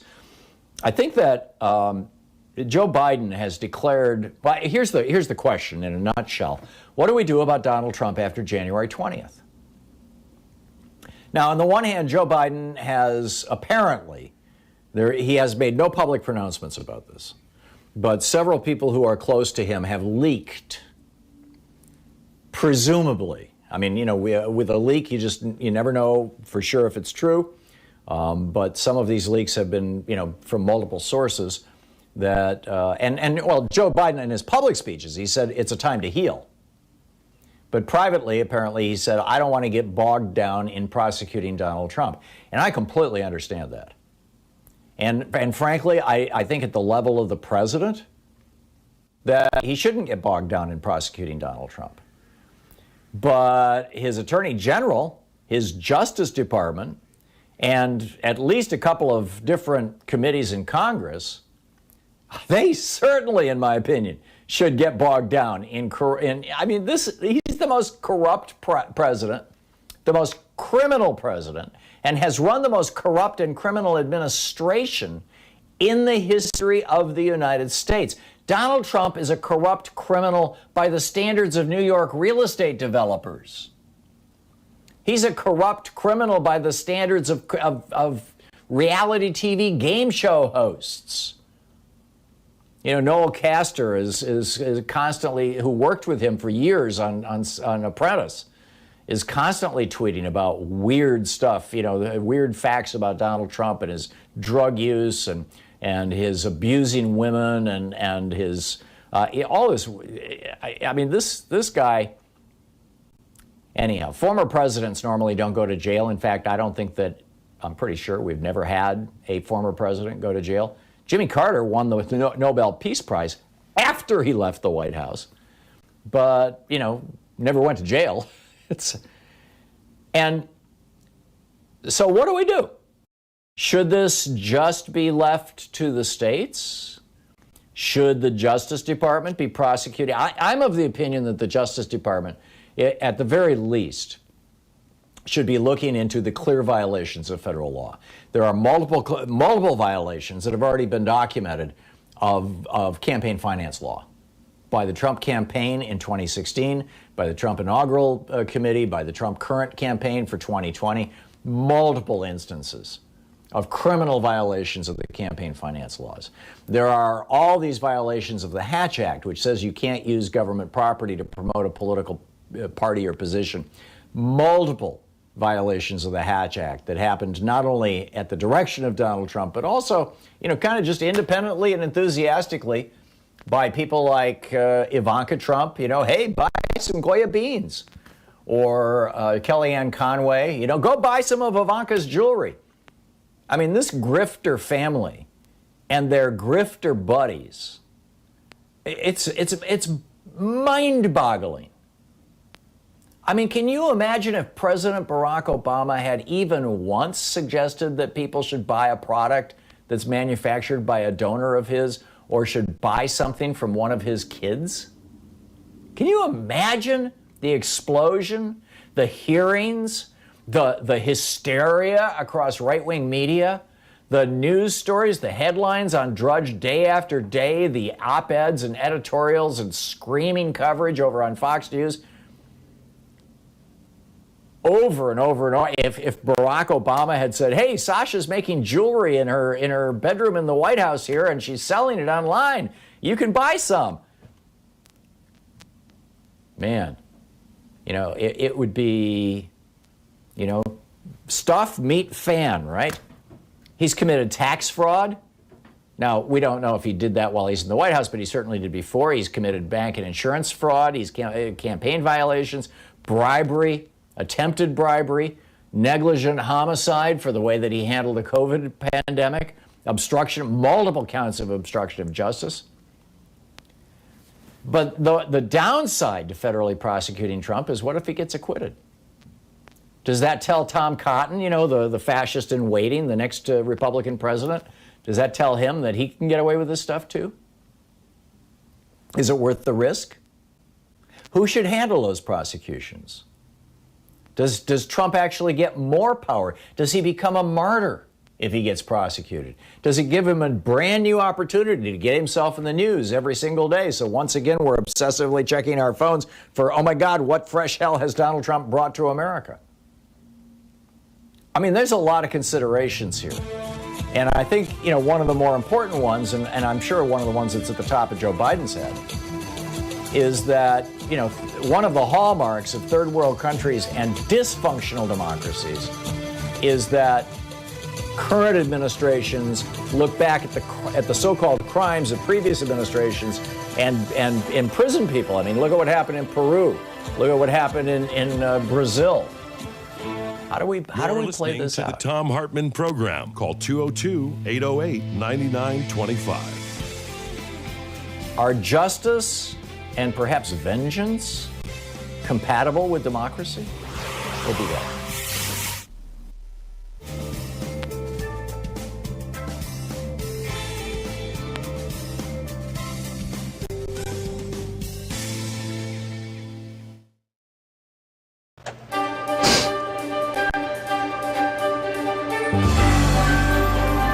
For the Thom Hartmann Book Club today, it's Waking the Witch, Reflections on Women, Magic, and Power by Pam Grossman. This is from the introduction. Witches have always walked among us, populating societies and storyscapes across the globe for thousands of years. From Circe to Hermione, from Morgan Le Fay to Marie Laveau, the witch has long existed in the tales we tell about ladies with strange powers who can harm or heal. And although people of all genders have been considered witches, it's a word that is now usually associated with women. Throughout most of history, she has someone to fear, an uncanny other who threatens our safety or manipulates reality for her own mercurial purposes. She's a pariah, a persona non grata, a boogie woman to defeat and discard. Although she's often been deemed a destructive entity, in actuality, a witchy woman has historically been far more susceptible to attack than an inflictor of violence herself. As with other terrifying outsiders, she occupies a paradoxical role in cultural consciousness as both vicious aggressor and vulnerable prey. Over the past 150 years or so, however, the witch has done another magic trick by turning from a fright into a figure of inspiration. She is now as likely to be the heroine of your favorite TV show as she is its villain. She might show up in the form of your Wiccan co-worker or the beloved musician who gives off a sorceress vibe in videos or on stage.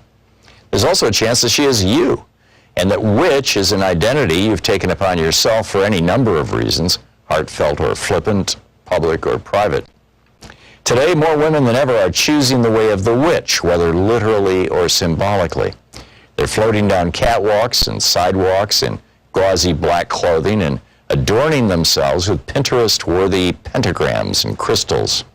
They're filling up movie theaters to watch witchy films and gathering in back rooms and backyards to do rituals, consult tarot cards, and set life-altering intentions. They're marching in the streets with Hex the Patriarchy placards and casting spells each month to try to constrain the commander-in-chief. Year after year, articles keep proclaiming it's the season of the witch, as journalists try to wrap their heads around the mushrooming witch trend. And all of this begs the question, why? Why do witches matter? Why are they seemingly everywhere right now? What exactly are they? And why the hell won't they go away? I get asked such things over and over, and you would think that after a lifetime of studying and writing about witches, as well as hosting a witch-themed podcast and being a practitioner of witchcraft myself, my answers would be succinct. In fact, I find that the more I work with the witch, the more complex she becomes. Hers is a slippery spirit. Try to pin her down and she'll only recede further into the dark, deep wood. I do know this for sure, though.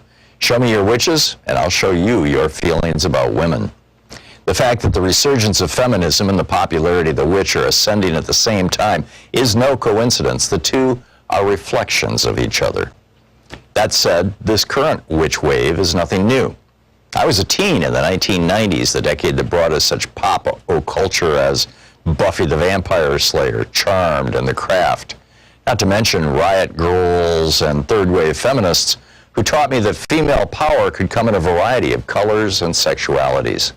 I learned that women could lead a revolution while wearing lipstick and combat boots, and sometimes even a cloak. But my own witchly awakening came at an even earlier age. Morganville, New Jersey, where I was raised, was a solidly suburban town, but it retained enough natural land features back then to still feel a little bit scruffy in spots. We had a small patch of woods in our backyard that abutted a horse farm, and the two were separated by a wisp of running water that we could cross via a plank of wood.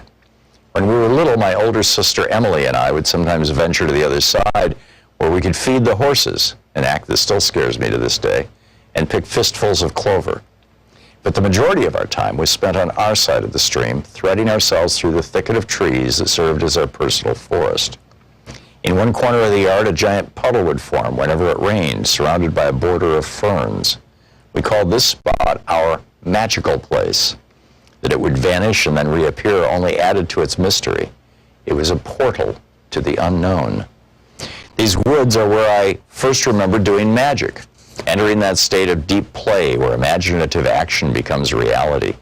I would spend hours out there creating rituals with rocks and sticks, drawing secret symbols in the dirt, losing all track of time. It was a space that felt holy and wild, yet still strangely safe.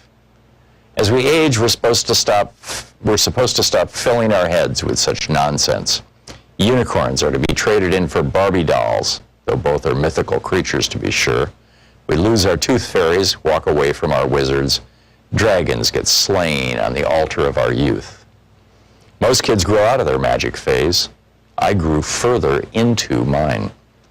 My grandma Trudy was a librarian at the West Long Branch Library, which meant I got to spend many a long afternoon lurking between the 001.9 and 135 Dewey Decimal sections, reading about Bigfoot and dream interpretation in Nostradamus.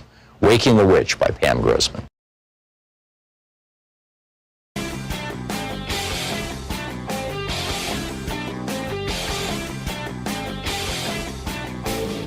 I'm speaking at the Billionaires 2020 conference. It's running December 5th and 6th and 12th and 13th. My keynote is how all life is organized around democracy. Tickets are available at billionaires.org, and there's a 20% discount with the code TOM, T-H-O-M. Hey, we have a new video up over at thomhartmann.com for folks who support our program. It's about a growing movement, oddly enough, on the hard right, on the far fringe extreme right, that says that because Congress, after the Civil War, had not seated senators and members of the House from the former Confederate states and refused to until they changed their state constitutions to eliminate slavery, because they did not have a say in the writing and the passage of the 13th, 14th, and 15th Amendments that ended slavery, gave equal protection under the law to everybody, and guaranteed the right to vote to formerly enslaved people, that because the Confederate States were not represented, these are illegitimate amendments. And oddly, one of the people who's at the forefront of this is Amy Coney Barrett. It's all over at thomhartmann.com.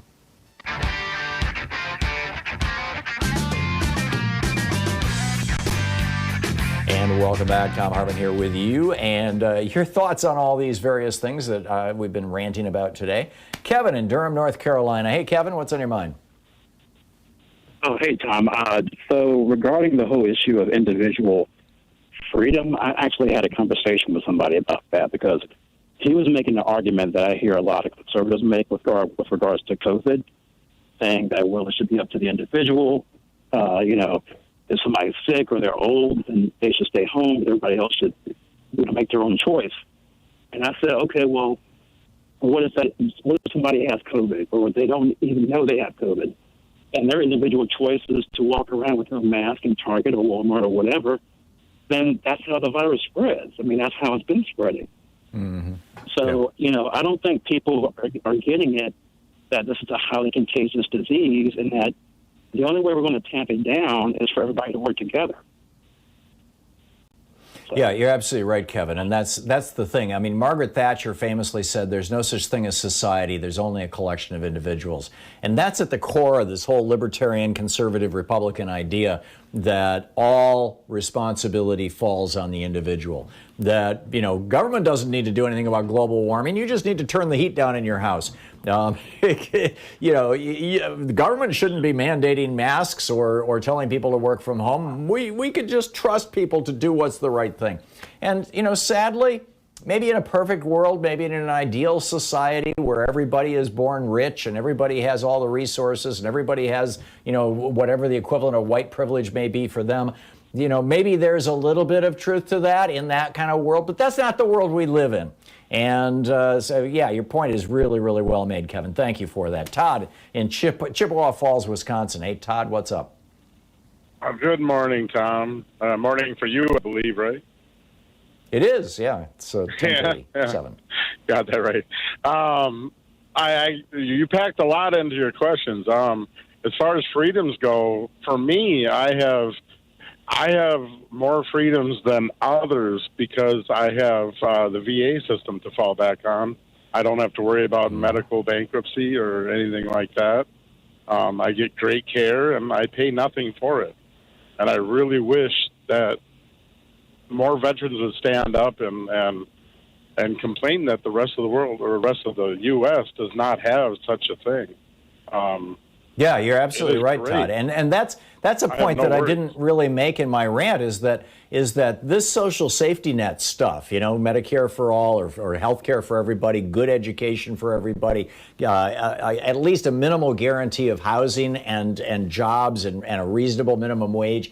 These things actually enhance freedom. They provide the basis for free people, you know, the floor for free people to stand on so that they can move forward and do what they want to do in the world.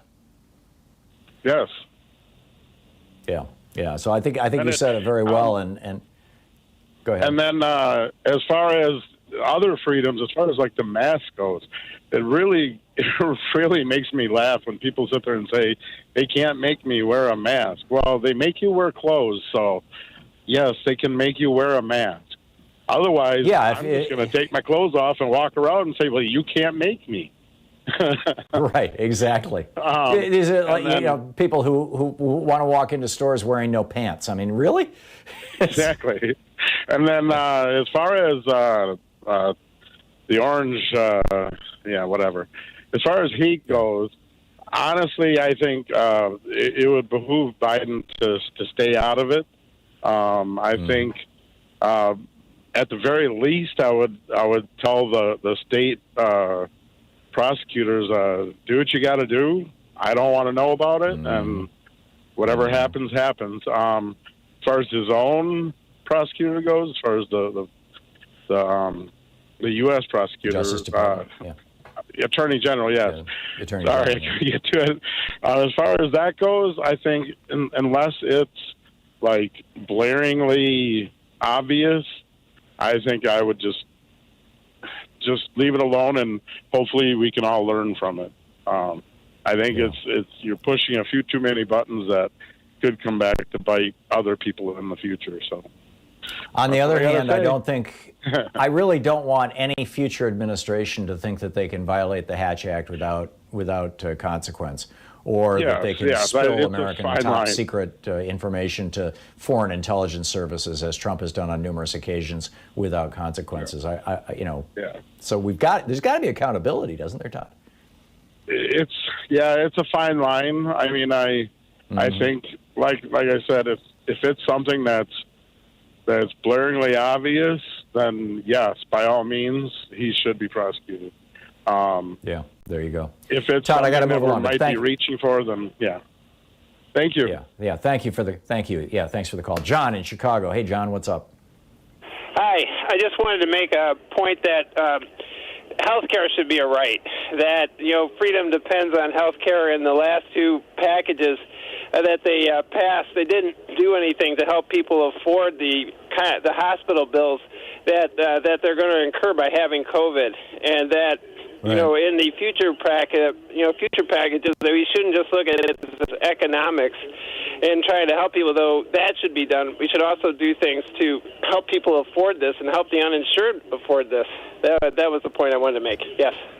Yeah, and you're absolutely right, and that's such an important point. Thank you very much for that, John. I appreciate the call. Mary in Little Mountain, South Carolina. Hey, Mary, what's on your mind? Yes, I just wanted to relate to you a conversation that I had with my girlfriend yesterday. She lives in Indiana. I'm here in South Carolina, but we talk on the phone a lot.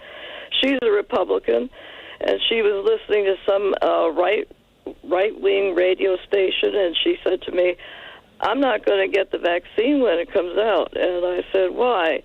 And she says, "Well, they say it alters your DNA." And I said, "I never heard that. I don't think a vaccine can do that." I'm just wondering if you've heard the right-wing people talking anything about that. Yeah, this is one of the crazier right-wing conspiracy memes that's going around, and apparently it's been adopted by the QAnon conspiracy folks. And it's that because this is a messenger RNA virus, messenger RNA is basically regulates the production of proteins by the cells. That RNA is close enough to DNA that somehow they're trying to mess with your DNA. And it's nonsense. There's literally no science that supports this. There's not even any scientific theory that supports this. This is a vaccine that causes your body to produce a protein that resembles the spike protein, or that's identical to the spike protein on the outside of the virus, so that your body will say, "Whoa, that's not supposed to be there." It'll mount an immune response. It will remember that immune response, and then the next time when you're exposed to the actual spike protein on the actual virus, your body's already ready to fight it. So your friend, sadly, is setting herself up to get really sick or die from COVID if she doesn't take this seriously. Mary, it is complete nonsense. And I'm guessing by now Snopes and some of the other fact-checking sites have probably nailed this down. You might want to go looking for that and share it with your friend. Mary, thank you for the call. Russell in Lake Jackson, Texas. Hey, Russell, what's up?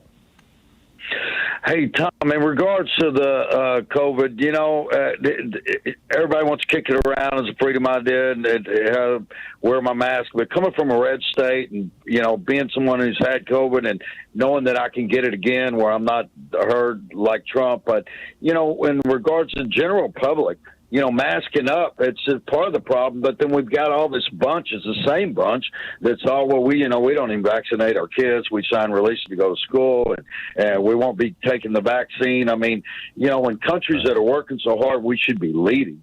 In places like New Zealand, the Aussies, Taiwan, that have got rid of the virus somewhat and can keep it at bay.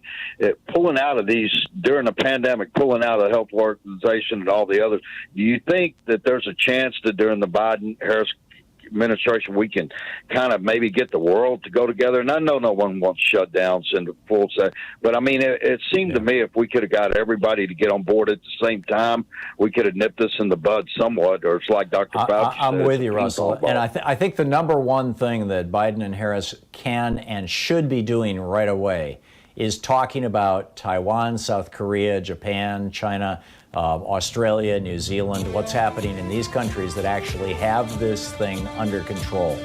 The last time somebody died in Taiwan from coronavirus was April 12th. Think about how long ago April 12th was. And this is a country that, is 10% the size of the United States. This is not rocket science. You're absolutely right, Russell. And this is what we need to be doing. It's 45 minutes past the hour.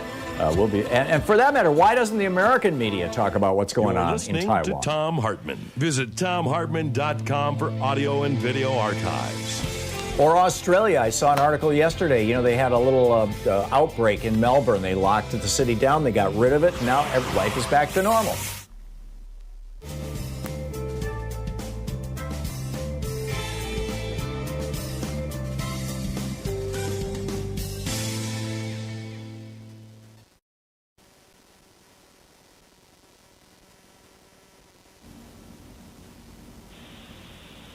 Dave? Yeah. No, Dave. Okay. Oh, there's Dave. Let's try that again. Hang on just a second, Dave. I got to push a different button here to get you back on the air. Okay, Dave. What's up? Okay. Well, I wanted to add to your conversation about freedom to and freedom from. Not all freedom from is bad. Yes, the big corporations want to be free from government intrusion, but the people also want to be free from the consequences of big corporations polluting and so forth. And we want to be free to wear or to not wear a mask.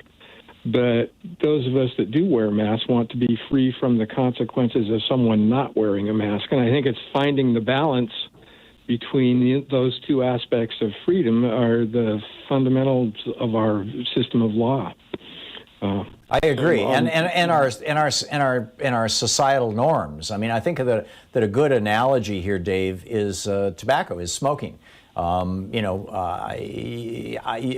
You're free to smoke in your own home, but your freedom to smoke in public ends with the point where I'm inhaling your smoke. I should be free I should be free to breathe fresh air rather than, secondhand cigarette smoke. And so, if we think of the virus as just a much more dastardly version of the same thing, you're free to walk around without a mask, but I should be free to inhale air that's not filled with COVID virus particles. Makes sense? Absolutely. Yeah. Excellent point. Thank you. Yeah, you're welcome. Thanks for calling and making it. Well done, Dave. Mary in Panama City, Florida. Hey, Mary, what's on your mind today? Hi. Yeah, I got a couple questions. One of them, hon, do you know Ben Biden? Now, are we going to get another stimulus check? I've been out of work 9 months, and we're living off Social Security. Yeah. I would be amazed if there is not a stimulus package of some kind passed at least before Christmas, probably maybe even in the next few weeks. But, the reality is that the House of Representatives has passed two of them. They passed a $2 trillion bill and they passed a $3 trillion bill, and they're both sitting in Mitch McConnell's desk. He's refusing to do anything about it, So, of course, and we got him back. Another thing, Tom, is I donate every month to your program, and we watch it every day. And I was wondering, Panama City is mostly Republican, and I am having trouble finding your books. I've got two of them, and I am taking care of also my friend who is a disabled veteran, and he loves your books too. How do I get your books? They're available through the online, through any bookstore. I mean, they're all of my books are distributed by big national distribution companies. So if your local bookstore doesn't carry the books, if you just ask them to get them, they can get them for you. If you want a list of them, they're over on my website, but also Amazon.com has a good list. Powell's.com, which is the local store here in Portland, they stock all of my books. And fantastic, because like I said, I donate every month to your program, and I think your program is very important. Thank you for supporting free. Yeah, thank you for supporting Free Speech TV. We appreciate it. They appreciate it, and I'm so glad you're watching us on Free Speech. Say hi to your friend for me, Mary. Thank you so much. We'll be right back. It's coming up on 10 minutes before the hour.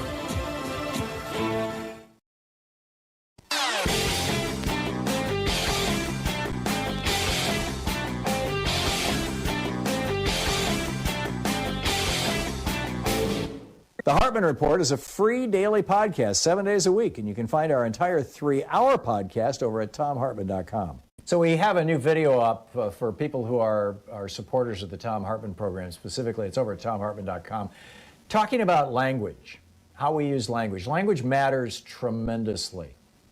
And we have chosen as a society, as a culture, as media, as political leadership, etc., not to refer to people like Steve Mnuchin, who threw thousands of people out of their homes illegally during the banking crisis, as looters, not to refer to Rex Tillerson, whose oil company has ravaged much of the third world, literally destroying people's lives, killing people, poisoning people.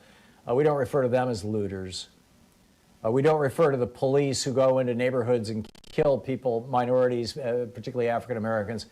We don't refer to them as looters, stealing their lives. But when black people rise up and say, no, enough, we call them looters. There's something wrong with this. Check it out. It's at thomhartmann.com.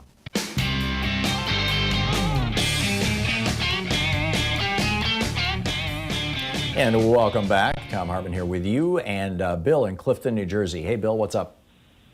Yeah, hi. When you talk about freedom, I think that word was co-opted by the conservatives and Republicans because that's all they yell.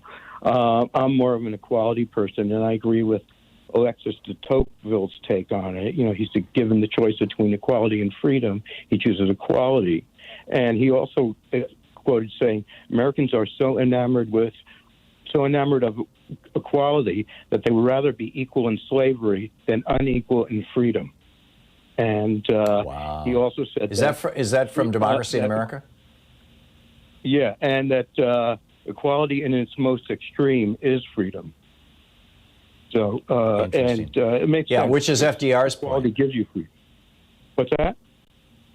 Well, that was Franklin Roosevelt's point too. Is that, you know, if we lift everybody up to a minimum floor where they don't have to worry about basic survival stuff, you know, the bottom part of Maslow's hierarchy of human needs, that pyramid. If you're, you know, food safety, shelter, you know, basic stuff is taken care of, then you're free standing on that foundation to go as high or as far as you want. And and de Tocqueville's book, by the way, Bill, I'm pleased to hear from another de Tocqueville fan. I read Democracy in America. It was published in 1836, and in fact, I bought an edition that was published in the 1840s. Which I have around here. I love getting, you know, original books. And when I was writing Screwed, which was, I think, in 2003 or 2004, and that book is still, I think, one of the best books I've ever written. When I was writing that book, I read de Tocqueville's book, and it blew me away. I mean, you know, this is a French nobleman who came to the United States in 1836, traveled around the country, most you know, the East Coast, and was just blown away by what he saw, and went back and wrote Democracy in America as a way of explaining to the rest of the world what's going on with this American experiment, and what, you know, lessons, you know, a French nobleman could learn from it. And it's just an absolutely brilliant book. Right, and I believe he was here studying prisons, and I was wondering if that was because America had a good prison system then, maybe left over from the way Washington decided to treat the enemy, or I don't know, but he came over. I don't know either. To study prisons. Yeah, it's been 15 years since I read the book. I don't recall that detail, but I'd have to go back and look. But Bill, thank you for the call, and thanks for waving Alexis de Tocqueville's name in front of me. It always gets me going. Charles in Miami. Hey, Charles, what's on your mind? Hey, how you doing, Tom? I had a conversation with you a couple months ago, and I was just saying how, to me, the Democrats show no spine, and we let the Republicans get away with, I guess, basically from George Bush going into Iraq, Wall Street, crumbling in 2008, bankers walking away free. And it seems like this president, you have people that are saying, oh, let him calm down or whatever on the Republican side. And to me, we're not fighting hard enough to let this man know there's going to be repercussions after you get out of office.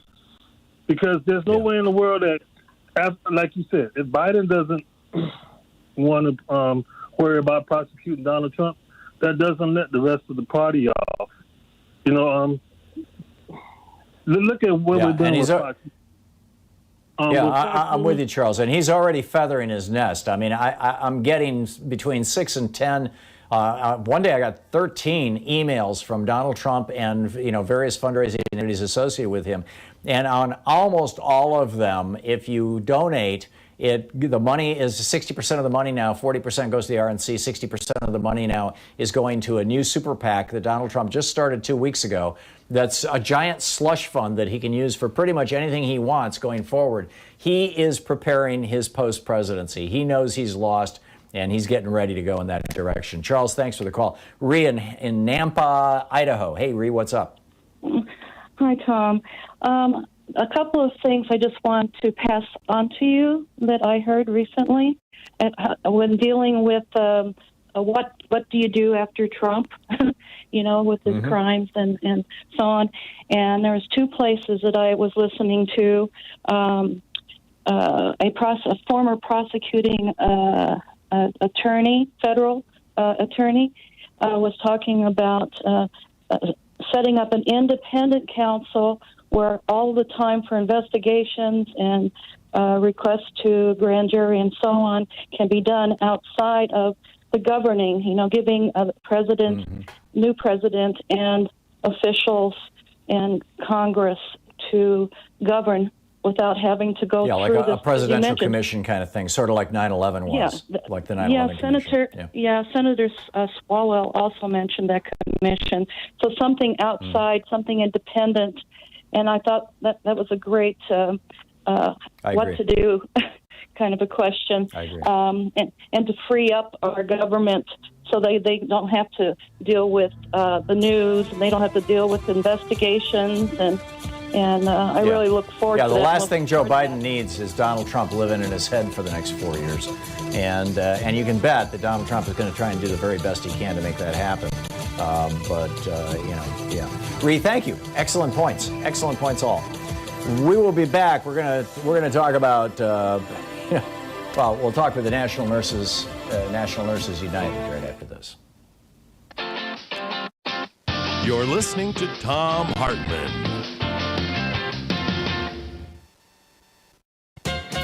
If you're a rich Republican who's been in the U.S. House so long and done so little that you're essentially seen as a piece of congressional furniture, what do you do when faced back home with a popular, well-organized grassroots opponent who's about to overtake you?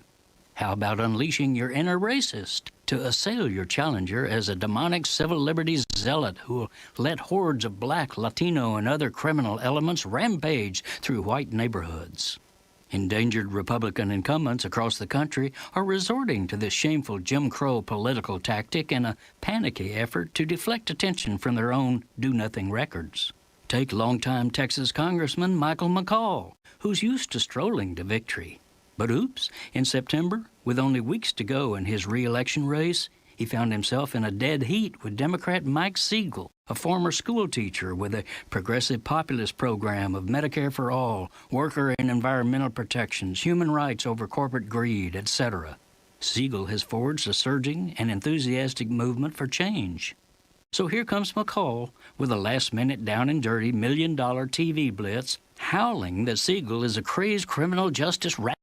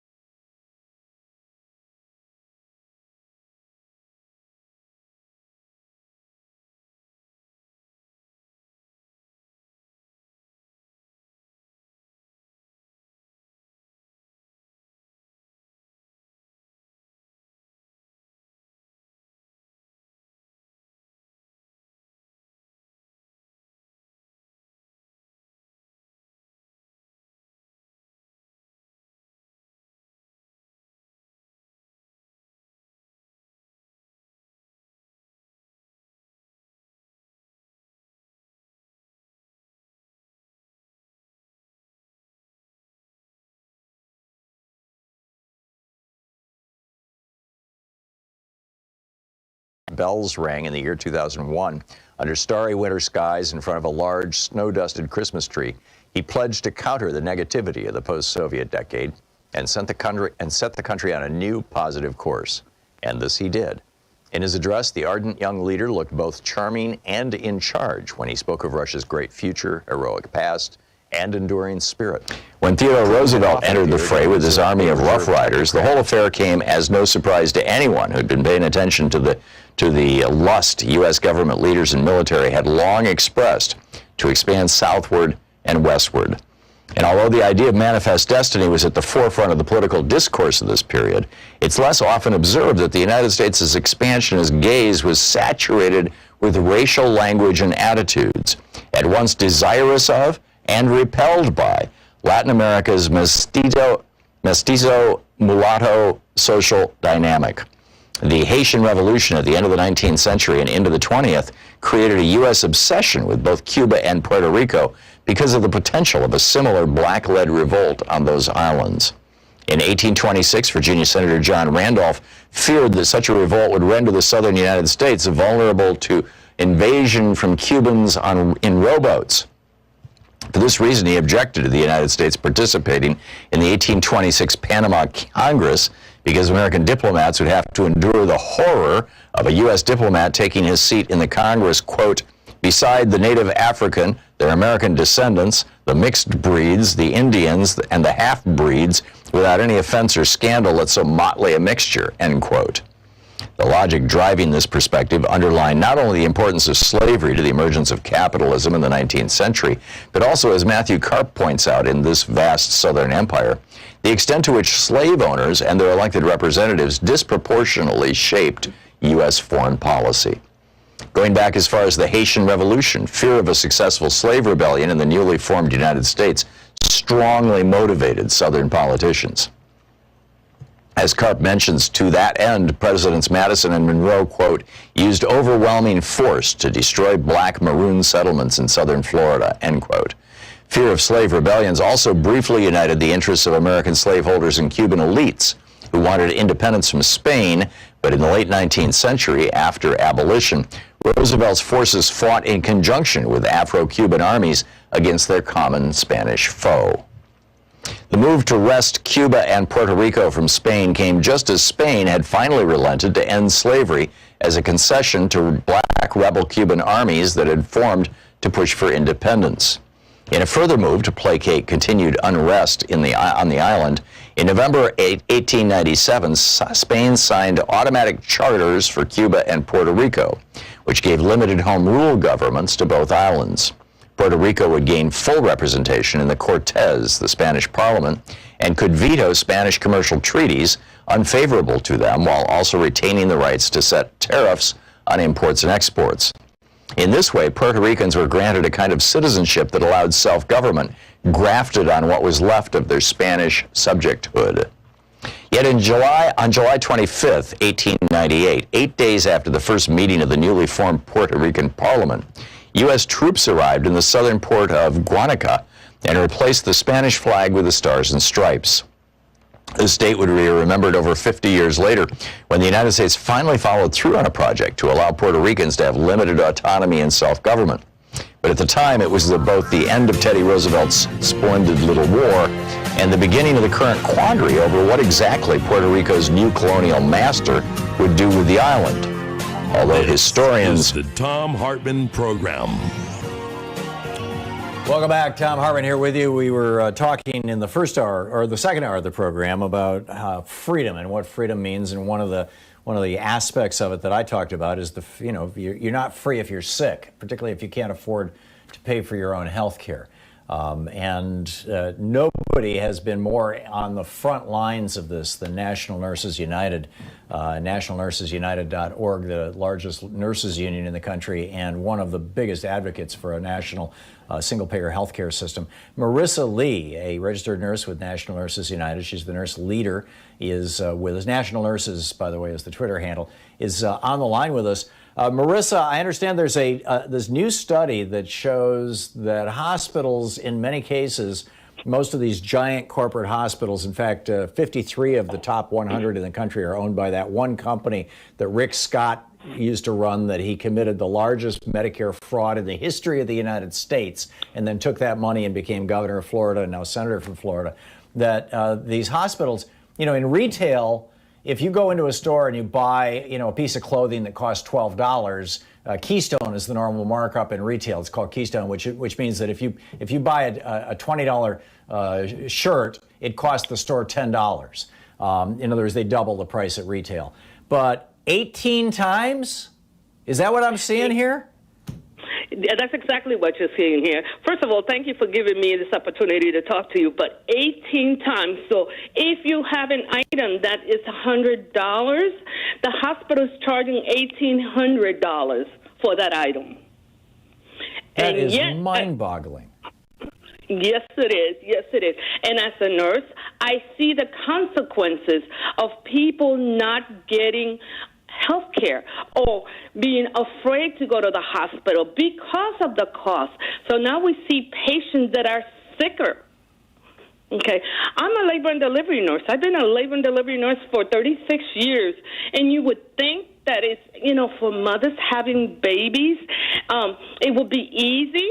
I have a patient, my favorite patient, and she comes in every week. She's full-time employed, but can't afford the deductibles of her insurance, cannot afford to go seek prenatal care, so she seeks prenatal care at the hospital. What is that saying? That this country is falling apart medically. And what I mean by that is that the cost of getting care has increased almost 411%. So most of us can't afford to get any kind of health care, any kind. And if you do, it's the minimum. And then your co-pays and your premiums are going to be astronomical. Okay. Yeah, it really truly is nuts. And Marissa, what is? I grew up in Michigan, and the first two businesses that I started were in Michigan, and this was back in the 70s. And we had a little business with 18 employees. We provided health care to all of our employees. I remember it very well because I wrote the checks. And it cost me $35 per month per employee, and that was for a full family policy. But in Michigan at that time, this was in Lansing, Michigan, the three hospitals in Lansing. St. Lawrence was run by the Catholic Church. Sparrow was run by a nonprofit foundation that was endowed by a guy named Sparrow back in the R.E. Olds days, back in the 20s. And then the third one was Ingham County. It was run by the county. All three hospitals were nonprofit hospitals. The law in Michigan required that the insurance that I was providing my employees, which was Blue Cross Blue Shield, was provided by a nonprofit corporation that was state-based. It was Blue Cross Blue Shield of Michigan, and it was nonprofit. And expenses were not that great. Our oldest kid was born 45 years ago at St. Mary's Hospital in Livonia. At that time, I was working as an engineer at RCA. And in fact, it's a long story, but I don't recall, and I wasn't making a lot of money. I mean, I was kind of on the bottom of the food chain in the engineering world. And I don't recall paying a penny in terms of co-pays or anything. And that was in a fancy hospital. But again, it was a nonprofit hospital. It was run by the Catholic Church. What has changed? How did this change? And how do we get it back? How do we get back to some sense of normalcy? Okay, what has changed? Hospitals have become a corporation for profit. It's not any longer about the patient. It's about making profits. For example, the corporation that I work for is the biggest offender.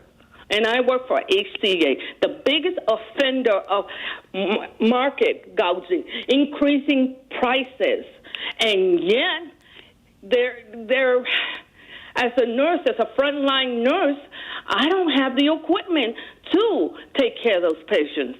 And I don't have the equipment to protect myself. What do we need to do? We need to have a universal care system like Medicare for All. And people are saying that Medicare for All is a socialist, but it's not a socialist. We're taking care of our patients, we're taking care of our people, and nobody's left behind. People nowadays fall to the crack, and when they come into this hospital, to my hospital, they are really, really sick. Medicare for All will provide preventive care so patients don't wait till they're in extreme. They're not deathly ill. We need to focus on what our society needs. It's not being provided. ACA was the leading step, but we need to take it a little further, and that's where Medicare for All comes into play. It takes it a little farther, looks at the individual, doesn't forget that individual that fell to the crack, doesn't forget that pregnant woman that can't get any health insurance because her co-pays are so high, and she's fully employed. Doesn't forget that individual. Yeah, we're talking with Marissa Lee, RN, the nurse leader at National Nurses United, and nationalnursesunited.org is the website, the Twitter handle at National Nurses, one of the premier nursing organizations in the country and one of the leading advocates in this nation for single-payer health care, and has been for a long time. I've for a long time had so much admiration for y'all. Marissa, we have about a minute and a half till we're going to hit our break here. What sort of changes are you seeing on the horizon now that a new administration is going to be coming in? Are you and the folks in your union getting the sense that Medicare for All or something close to that might be a possibility? I see that. I see that because it's not about the previous administration was about that one top percent.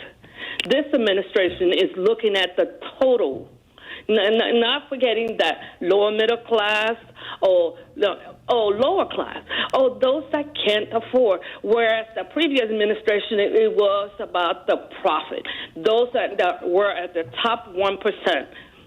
And everybody else was irrelevant. Everybody else was, they're fine. They'll do fine. They're fine. Just like, he said this pandemic was a hoax. I've seen the effects of the pandemic, so, Have you had, Marissa, in Utah, one of the hospitals there is reporting that they're getting these COVID truthers, people trying to sneak into the hospital with cameras thinking that they're going to find that the ICU is actually empty and there's no COVID patients there. Have you seen anything like that in where you're practicing? Okay, I'm in Florida. Not to this moment, but I will gladly show them the COVID unit. I will gladly welcome them in and show them how an abundance and the shifting of patients. And the shifting of patients that are still COVID positive, but we need the bed for a sicker patient. So I will welcome them. I will definitely welcome them. Within the boundaries of privacy and all that, of course. Exactly. Marissa Lee. Thank you. The nurse leader at National Nurses United, nationalnursesunited.org.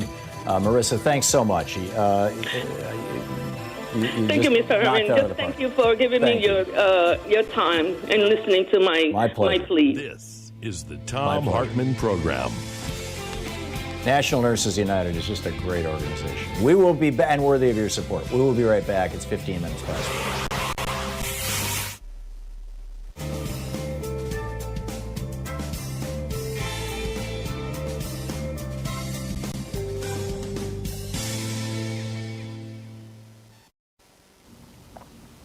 And welcome back. Monica in Athens, Tennessee. Hey, Monica, what's on your mind today? Yes, Tom. My comment is about whether Donald Trump should be prosecuted or not. During the impeachment hearings, everybody was so against, he did this, he did that, whatever. Now it seems like somebody's stalling. However, if America can watch George Floyd get the life drained out of him for 8 minutes and 46 seconds over a $20 bill, there should be no question as to whether Trump should be prosecuted for all the things he's done. The question is, can he also be prosecuted for the caging of the children and the dilemma with the COVID-19 as crimes against humanity? Because otherwise, if nobody does anything to him, what it says to Black America, as long as you're white, you can get away with anything. Yep. And not a good look for America. Particular, but yeah. Yeah, I'm totally with you, Monica. And we forget, I think, at our own risk, that we also had another criminal presidency. George W. Bush intentionally lied us into a war that he had told his biographer back in 1999, Mickey Herskowitz. He had told Mickey Herskowitz if he became president, he was going to have that war because he knew it would help him get reelected. He lied us into a war for purely political purposes. Dick Cheney went along with it. In fact, some say Dick Cheney was like the point man for the whole thing, because Dick Cheney wanted Halliburton. Halliburton was in desperate trouble. They were near bankruptcy when Dick Cheney became vice president. He was the CEO of Halliburton. And the war turned Halliburton around, turned Halliburton into a very, very wealthy and powerful company, and made Dick Cheney's stock go from being worth just, bupkis to turning Dick Cheney into a multi-millionaire because of his stock with Halliburton. And, so we've had a criminal president before who we didn't hold accountable. And I think that's one of the reasons why Trump feels like he can get away with anything. Hey, the last Republican did. This is what Republicans do. They lie to people, they cheat people, they steal from people, they get rich, they enrich their buddies and their friends, which is exactly what Bush and Cheney did. And that's what Trump is doing. And it's time to drop the hammer. It's time for some accountability here, Monica. You're exactly right. You're exactly right. And Trump has been worst of all. But like I say, it sends the message, though, that it doesn't matter. We'll just let him go. And so either if nobody's above the law, then he's not above the law. Yeah. Then at least in theory. Right. Yeah. Just trying to get an even playing field and then here. Barack Obama wears a damn tan suit and salutes a Marine officer, at his helicopter with a cup of coffee in his hand, and they're literally calling for his impeachment or her resignation. And Exactly. Hillary Clinton, is Secretary of State when 4 men die in Benghazi, and they spent $75 million investigating her, have 14 congressional investigations. She testifies for 11 hours, and Trump has overseen the death of 250,000 Americans, and it's like, oh well, let's just move along. Monica, thank you. Spot on. I am totally with you. It is coming up on 20 minutes past the hour. We'll be right back.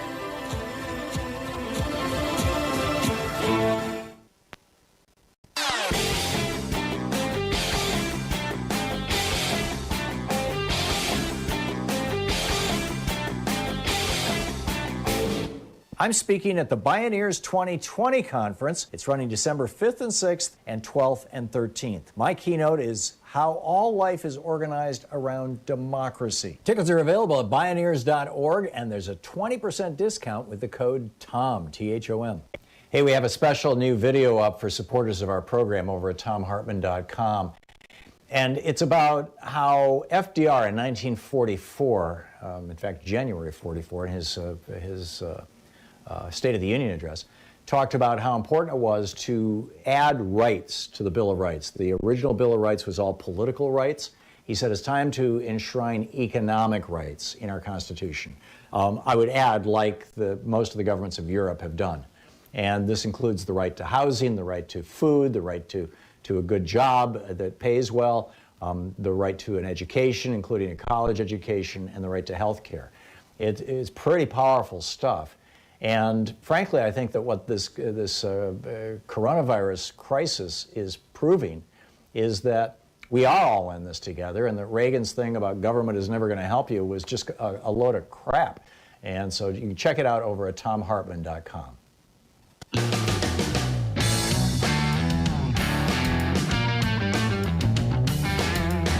And welcome back. Thom Hartmann here with you. Tasha in Little Elm, Texas. Hey, Tasha, what's on your mind? Hi, I was reading an article today. I can't remember the name of the article, but it said that Trump is trying to do all these lawsuits to recount all the ballots so that when it's time to certify, they won't be able to certify because they may not be able to count them all, and then it will push for the House of Representatives to vote.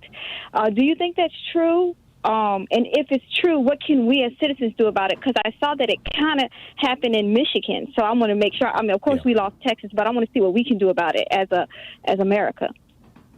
Yeah, I'm with you, Tasha. This was one of their Plan Bs. You know, Plan A, of course, was win the election, but they never really thought they could do that. One Plan B was to challenge the vote in enough states that if it was close, they might be able to get somebody to flip something somewhere or disqualify something. Plan C was apparently again, a lot of these plans depended on it being close. Was to argue that there was massive election fraud or voter fraud, and therefore a couple of states could use as an excuse to refuse to certify the election, which, as you point out, Tasha, would throw it into the House of Representatives, which is controlled by, there's a majority of states. Each state has one vote.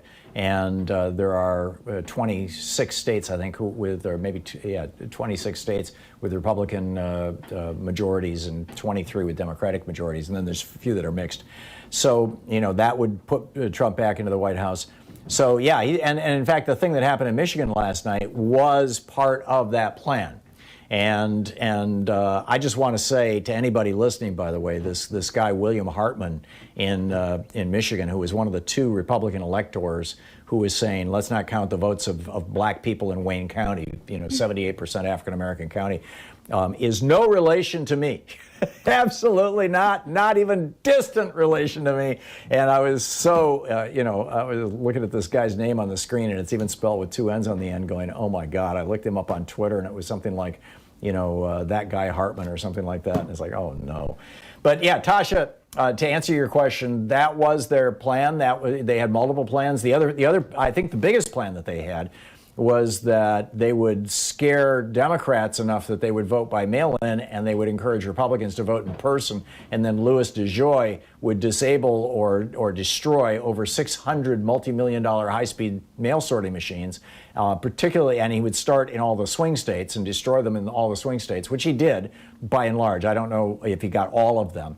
But thus slow down the mail-in ballots to the point that they would be arriving after the deadline for counting, so they would never get counted.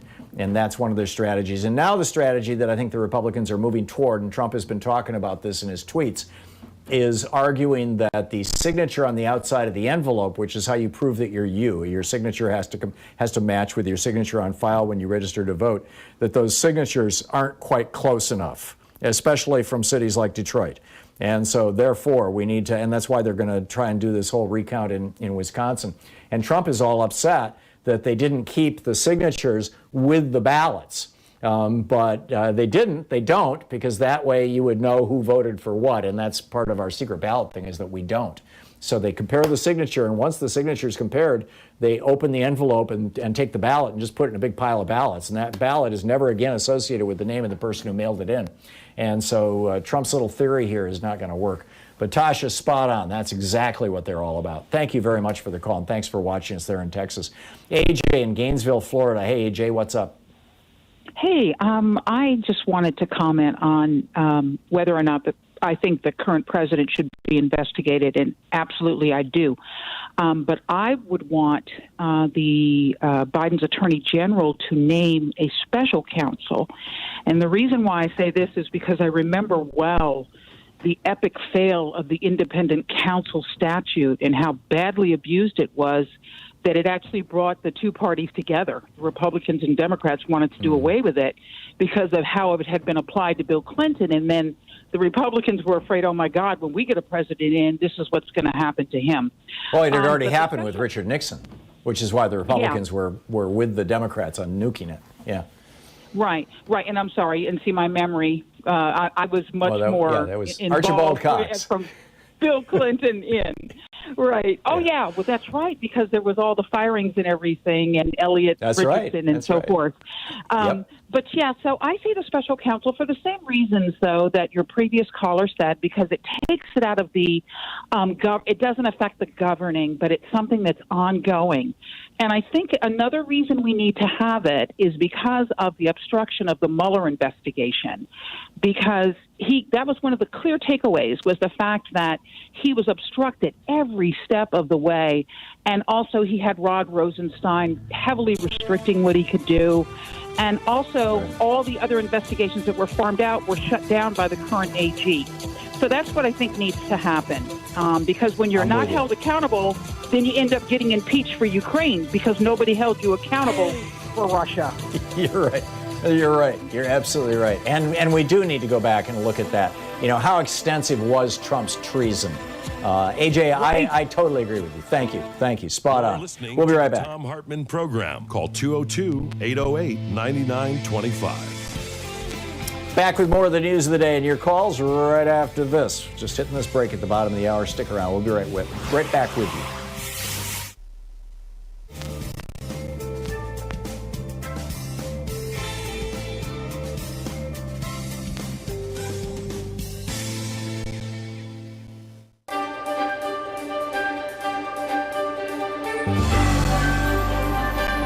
Our book today in the Thom Hartmann Book Club is Unsettling Truths, the Ongoing Dehumanizing Legacy of the Doctrine of Discovery by Mark Charles and Soon Chan Ra. This is from Chapter 1. You cannot discover lands that are already inhabited. I, Mark, said this almost under my breath as I walked past a line of men dressed as Spanish sailors from the 1490s. I was in front of Union Station in Washington, D.C., near the massive statue of Christopher Columbus overlooking the United States Capitol. Every Columbus Day, there's an official ceremony in this plaza honoring Columbus as the discoverer of America.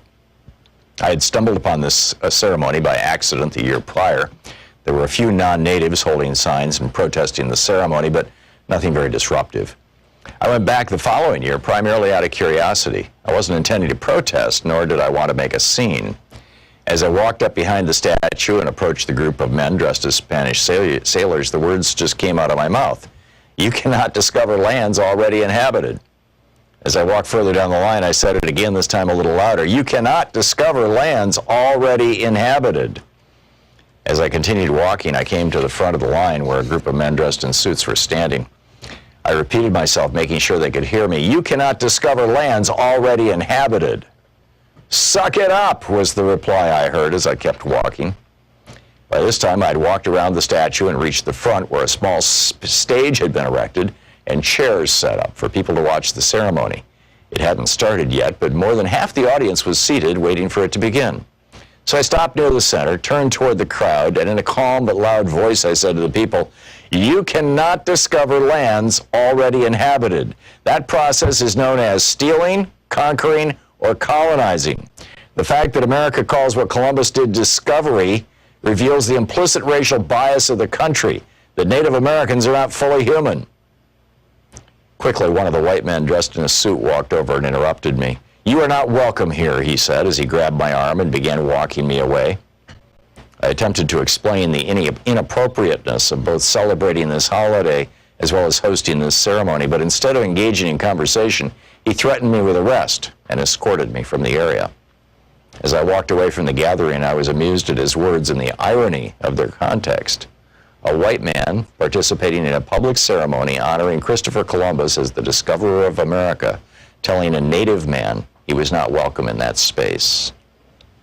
How did a flawed assumption about the place of the indigenous population in U.S. society become normative? How are assumptions so deeply ingrained in the American psyche and imagination that dysfunctional and oppressive actions emerge? How did a dysfunctional idea and worldview form that allows for the displacement of native bodies?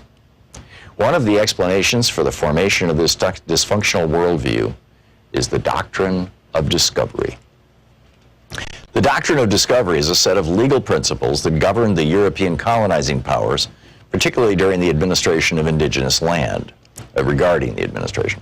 It is the primary legal precedent that still controls native affairs and rights, and international law formulated in the 15th and 16th centuries. From a theological perspective, the legal and political role of the doctrine of discovery is rooted in a dysfunctional theological imagination that shaped the European colonial settler worldview. The doctrine emerged from a series of 15th century papal bulls, which are official decrees by the Pope that carry the full weight of his ecclesiastical office. On June 18, 1452, Pope Nicholas V issued the papal bull Dum Diversus, which initiated the first set of documents that would compose the doctrine of discovery.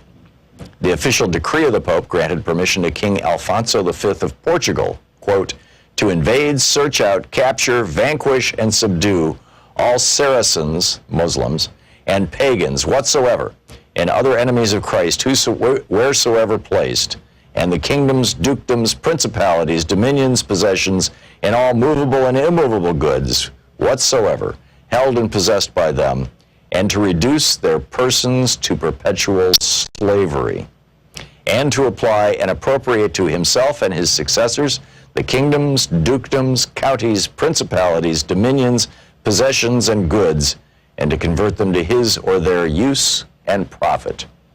End of quote from Pope Nicholas's papal bull of 1452. Dum Diversus would identify the Saracens, a common term for Muslims at the time, and pagans, essentially identifying any non-Christians as others, as those who could be targeted for, quote, perpetual slavery. The papal bull intentionally used language that identified those outside the European Christian world and enforced the Western theological imagination of non-Europeans as other. The Portuguese took these ecclesiastical statements to heart and perpetrated the slave trade from the African continent to the European and the American continents.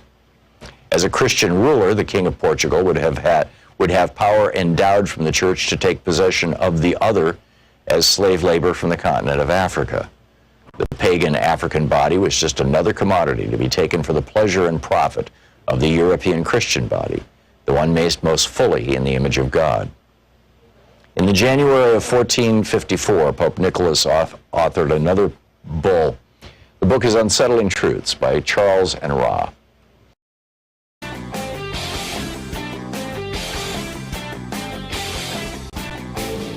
Share the Thom Hartmann Program with your friends. We're available on SiriusXM, Free Speech TV, Pacifica, commercial stations nationwide, YouTube, Twitter, Facebook, on the Thom Hartmann app, and you can even tell your smart speaker to listen to the Thom Hartmann Program. We have a new video over at thomhartmann.com for the people who support our program, and it's an interesting one. The phrase, pull yourself up by your bootstraps, has a really interesting history. And the exploitation of that phrase and that history by right-wingers in 20th century America, or late 20th century America, now 21st century America, also has a fascinating and rather grim history. Just the general absurdity of the idea that somebody can lift themselves off the ground by reaching down and pulling on a strap on their boots. I mean, just think about it for a second. But it's used. This is used as justification by right-wingers, particularly over the last 40 years since the Reagan Revolution, to say, "Oh, poor people. Their poverty is their own fault." Check it out. It's over at thomhartmann.com.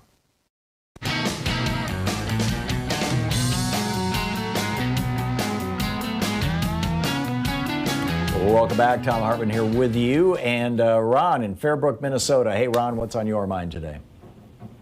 Long-time listener and viewer of FSTV, very much appreciate you. As briefly as possible, I'd love to hear more extensive conversation with the options between retributive justice and restorative justice for the current administration and essentially the entirety of the Republican Party. I think we all understand that the country is in great need of emotional, psychological healing, etc.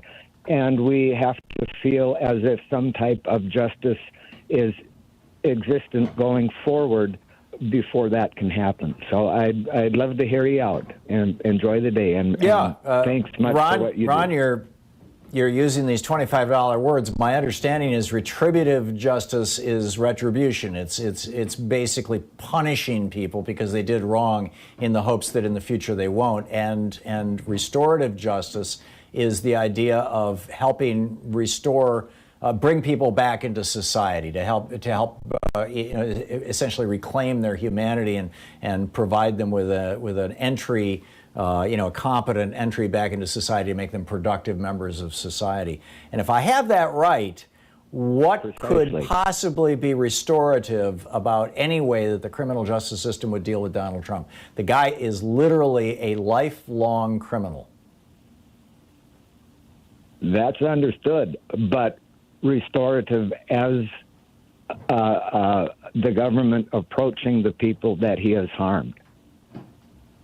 So you mean restoring the integrity of the office of president, or that, and to reaffirm the rights, whether that happens to be Medicare for all, whether that happens to be a living wage. There are so many things that could be tied into justice, as opposed to the butt whooping this country has gotten over a great many years with this man. Yeah. Yeah. These are really important concepts, Ron. And this is a conversation that I think probably is going to be front and center, at least in the first months of the Biden administration and among the leadership in Congress. And it looks like the current leadership in the House of Nancy Pelosi and Steny Hoyer and Jim Clyburn are about to get reelected. Or not about to, it'll be after the first of the year, but there's a pretty broad consensus. Nobody's going up against them. So these are the issues that they're going to have to take up, I think, as individual voters and taxpayers and citizens and whatnot. I'm in favor of both. I am in favor of doing whatever can be done to return the office of the presidency to respect and normalcy, to help those Americans who have been hurt, to help those people who have been hurt. I mean, there's still 666 children that they can't find the children, or they can't find their parents. These kids are lost now. 666, kind of a magical number for conservatives. That's the number of children that Donald Trump has torn away from their parents and then deported their parents, and we can no longer even find their parents anywhere on earth. Not to mention the thousands of children who have seemed to have vanished into the system. Into whether they've been adopted or stolen or they're simply in foster homes or whatever.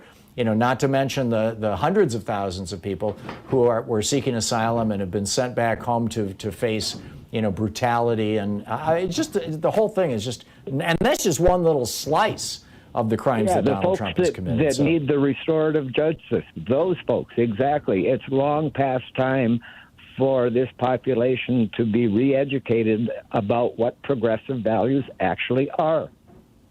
I'm with you. Ron, thank you. Very, very well said. Chris, in Armada, Florida, I grew up in Michigan, never heard of Armada, Florida. Where are you located? No, it's Armada, Michigan. Armada? I'm sorry if I said Florida. I meant Michigan, yeah. Armada. Where is it? Just north of Mount Clemens. Okay. North Avenue. Yep. Marine City out that way. Cool. Yeah, so what's on your mind? I was just going to say that if somebody else has time or whatever, somebody should do a deep dive. And I was listening into the 2016 election day here in Michigan on AM 950, and they had shut down the vote or not allowed the Detroit elections to be recorded on election day till like 2:30 in the afternoon. And then Bill Schuette, the attorney, the Republicans controlled the state, the Secretary of State, and Bill Schuette, the Attorney General, ran immediately and did an investigation and cover-up of the election in 2016. So they had clearly shaved votes off, and Trump only won by 11,000 votes. And I'm sure that they had shaved enough to put him in the White House. And they probably had done that in all the other swing states as well. But, I'm just saying here they think, here it is 2020, and he thinks he can do the same thing because they got away with it in 2016. So why wouldn't they do it again? Yeah, so good point, Chris, although Michigan's AG is no longer a Republican.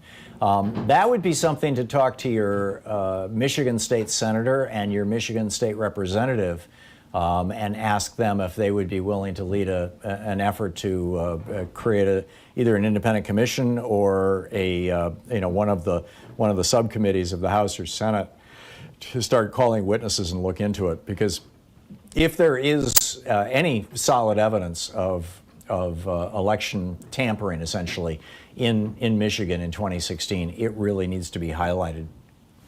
Excuse me, because I'm sure Michigan, that they like I said, I remember they said by like 2:30 in the afternoon, Detroit's just came online, so you're sure that they had shaved, how many votes off then. And there was a big thing about Schuette going down and doing the investigation and their favorite Republican, investigation cover-up, cover-up. Yeah. So, and as a veteran, I'd like to say that I would like to see Trump prosecuted to the fullest. I mean, he is the exact type of person that is wrong with this country, that a rich guy gets away with everything for his whole life. This is ridiculous. And then the flagrant misuse of the security clearances and like you said, leaked how many national secrets, the Russians, and all those contacts and setting up, backdoor communications with the Russians in the Seychelles Islands. Stabbing the Kurds in the back because Erdogan threatened to pull his $2 million a year revenue from the Trump Hotel in Ankara in Turkey. I mean, I heard the that list just goes on and on. Land. Yeah, he gave that land to the Turks or whatever. There was high producing oil wells or an oil refinery or something right there on the border, and that's why he just immediately just gave up that land for them. Yeah, that you're talking 40 miles or whatever border. It was. The border. Yep. And stabbed the Kurds in the back, our allies. Amazing. Chris, thank you very much for the call. Spot on. Sandra in Omaha, Nebraska. Hey, Sandra, what's up? Hey, well, I was going to comment on this business about every single person that has been grifting in this White House, Congress, whatever, should be charged for whatever they did to set an example so that nobody in the future thinks, I'll get away with that. But your nurse brought up something else, and I don't think anyone realizes this. The insurance companies will jack up the prices of various things because they know, so many of the policies will cover it, and that makes everything so much more expensive. But corporations are doing this, I believe, across the country, just in the basics.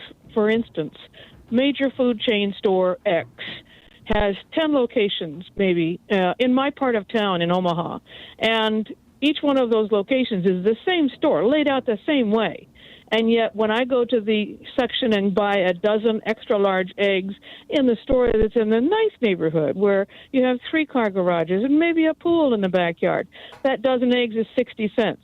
But if I go to the less nice neighborhood where maybe they don't have a garage and maybe the houses aren't as nice, those eggs are $1.15 a dozen. Same exact brand, same exact eggs. And what I talked with another patron in the store right there, and I said, why is this? I don't understand. Because when I go to the other store that's less than 10 miles away, the price is twice the price. And she says, well, that's true with the military base locations also. Because she says the stores that are over by the military base will also jack their price up. And the reason is people who use food stamps or WIC program benefits, they know that that's going to be paying for it, so they just double the price. And then, your food dollar doesn't go as far because your food stamp that might have bought you 2 dozen eggs, now you can only buy 1 dozen for the same price. So you're using more of your food stamp program for that. So I would suggest everybody check online for each location, wherever you're going, and comparison price that way for the basic items that you need every day. Because thank you, Sandra. Brilliant. You're listening to Thom Hartmann. Visit ThomHartmann.com for audio and video archives. I remember when my kids were young, one of my kids, their school did this project of shopping in poor neighborhoods and rich neighborhoods, and they found the same thing for groceries. It was amazing.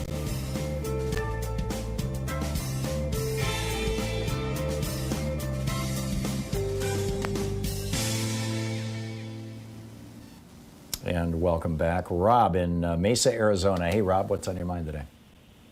Yeah, I just wanted to say that I know Trump's going to run for 2024. And the reason why I say that is because he's going to make a lot of money off of it.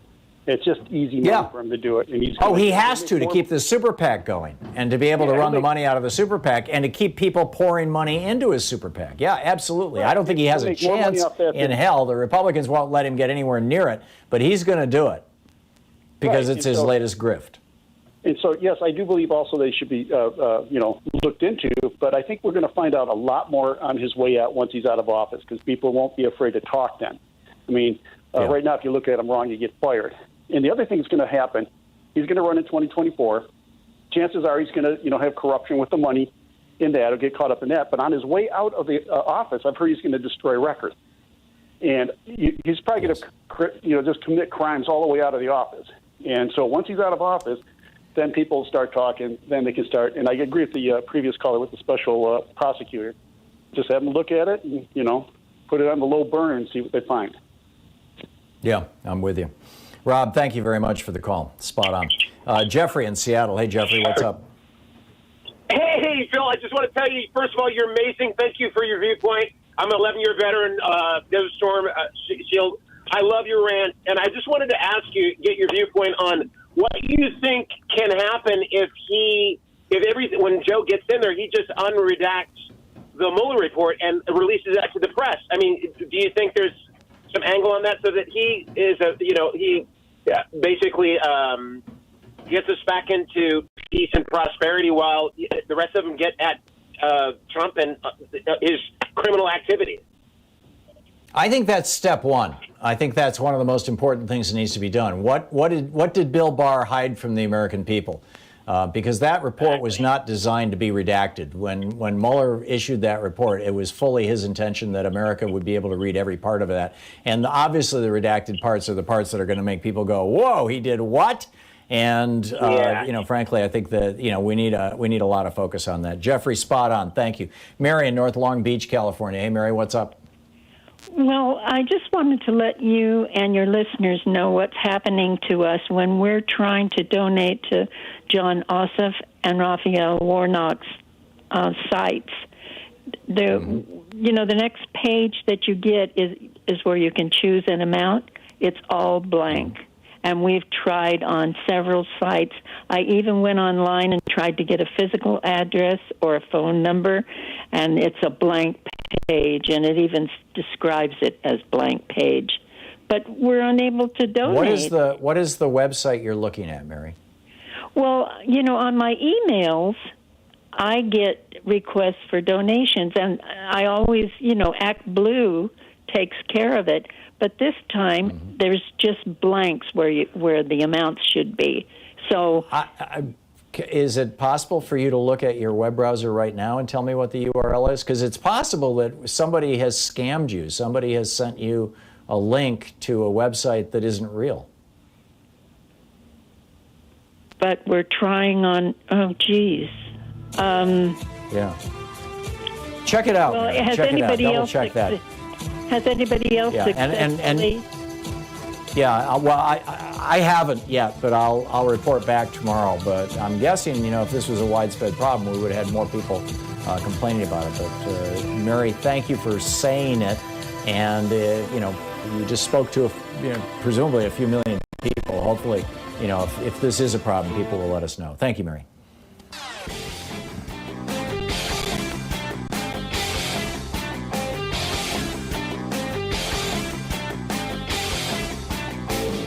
You can help America return to democracy by telling friends and family how to listen to this and other great progressive programs. Tag you're it. So what makes Trump supporters Trump supporters?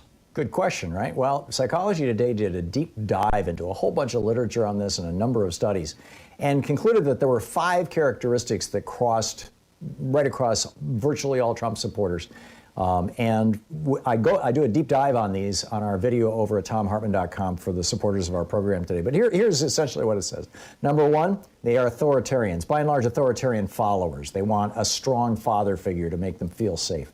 Number 2, social dominance orientation. They believe in a caste system and they think they should be in the top caste. Number 3, prejudice. They view people of other races poorly.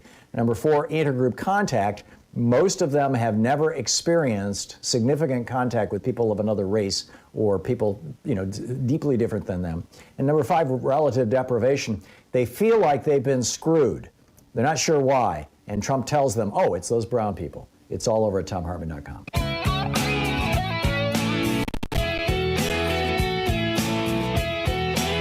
Welcome back. Thom Hartmann here with you. Pennsburg, Pennsylvania. Alan, what's on your mind, Alan? Yes, good afternoon. I don't think Trump will run in 2024 because I don't think he can run for president from prison. But that's not what I call. Why is Lindsey Graham getting a free pass on what he did in Georgia? That should be prosecuted. I'm not a lawyer, but that's got to be treason, what he did in Georgia. Apparently, that's one of 3 states where he called the DAs and asked, or the secretaries of state, and asked similar questions. I don't know that he committed an actual crime, although it sounds like he might have, but this was certainly a wild breach of Senate ethics. The problem is that Mitch McConnell is in charge of the Senate Ethics Committee, and I don't expect that Mitch McConnell is going to do bupkis about this. I mean, I'm not holding my breath. But your point is really well taken, Alan. Larry in Blackfoot, Idaho. Hey, Larry, what's on your mind today? Well, I'm thinking about, they're talking about doing away with Obamacare. That's going to be 20 million people without medical insurance. They're saying Social Security's going bankrupt, and there's some rumblings about doing away with Medicare. Do they really realize what this is going to do to the country? Or is this kind of a goal to get us to a dictatorship? I think it's more a reflection of the idea held by, Charles Koch and the other right-wing billionaires that any kind of program that supports, billionaires and big companies, $600 billion a year in supports for the oil industry, which is how Koch made his initial fortune. That's all good stuff. That's capitalism working the way it's supposed to. But any kind of support for average people, like Medicare, Social Security, Medicaid, workman's compensation, protective regulations that protect workers or protect consumers or protect people who are, using banking facilities, whatever. All that stuff is socialism, and we can't have that. That's an interference in the free market. And, hopefully America is going to change its mind on this stuff. But Larry, your point's well made. Michelle in Chattanooga, Tennessee. Hey, Michelle, what's up? Hey. We're just moving to the Chattanooga area, and we're about 5 miles from Georgia. And we're just wondering if we would take residency over there instead. Could we maybe vote? I think it's too late. And B, I would not. Are you currently a resident of Georgia? No. No. If you're not a resident of Georgia and you're not moving to Georgia, you can't vote in Georgia. That's the bottom line, Michelle. And I wouldn't, and you wouldn't want to encourage anybody to. We need to have clean elections in this country. It just needs to be very straightforward. Michelle, thanks for the call. Mark in Westland, Michigan. Hey, Mark, what's up? Hey, how you doing? It's good to talk to you. Before the election at the post office, I heard that Trump had all these sorting machines put out in the trash and tore up, and there was like nothing wrong with them. Mm-hmm. Over 600 of them. And each one costs several $1 million.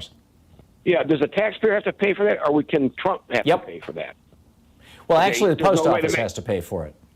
Okay, that's our tax dollars, probably like that. But Trump doesn't get. Well, it's not actually. The post office hasn't used our tax dollars since the 1970s. The post office was essentially reincorporated as like Amtrak, as a private corporation, but they received no federal subsidies. And that's why when they were doing so well in 2005, that they issued a press release and held this whole press event about how they've got the largest fleet of vehicles in the country and they're going to electrify the whole fleet.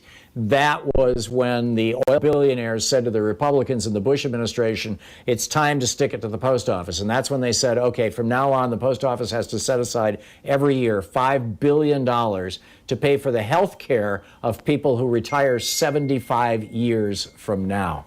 I mean, that's how bad it got. But they had to kneecap the post office because they were threatening the fossil fuel industry. Mark, thank you for the call. Lawrence in St. Paul, Minnesota. Hey, Lawrence, what's up? You got the last minute here. Yeah, thanks.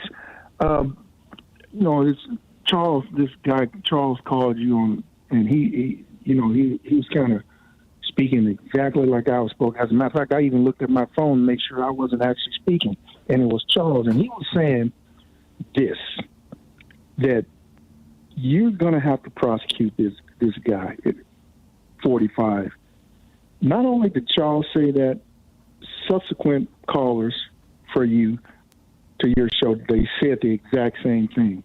Now, they all had their reasons as to why we need to prosecute Trump. He's going to have to be prosecuted 100%. Now, here's why.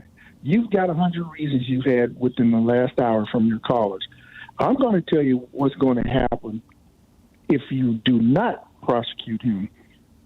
That means the Democrats won't be able to govern, and I'll just cut it now. Democrats won't be able to govern because they'll always be looking over their shoulders trying to appease the 70 million people that voted for Trump. Thank you. I'm with you, Lawrence. Not to mention that the next right-wing fascist Republican president will, knowing that he can get away with things, will be even worse than Trump because he'll probably be smarter and more competent. Lawrence, thank you. Spot on. Thanks for being with us today. We'll be back tomorrow, same time, same place. In the meantime, don't forget, democracy is not a spectator sport. As Bernie used to say every week on this program, it requires you. Get out there, get active, tag, you're it. We'll see you tomorrow. Have a great afternoon. You've been listening to Thom Hartmann. For audio and video archives, visit thomhartmann.com.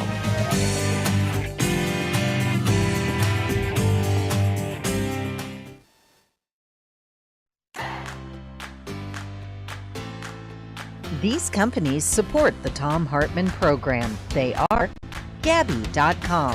Gabi takes the pain out of shopping for insurance. More info at Gabi.com/Tom.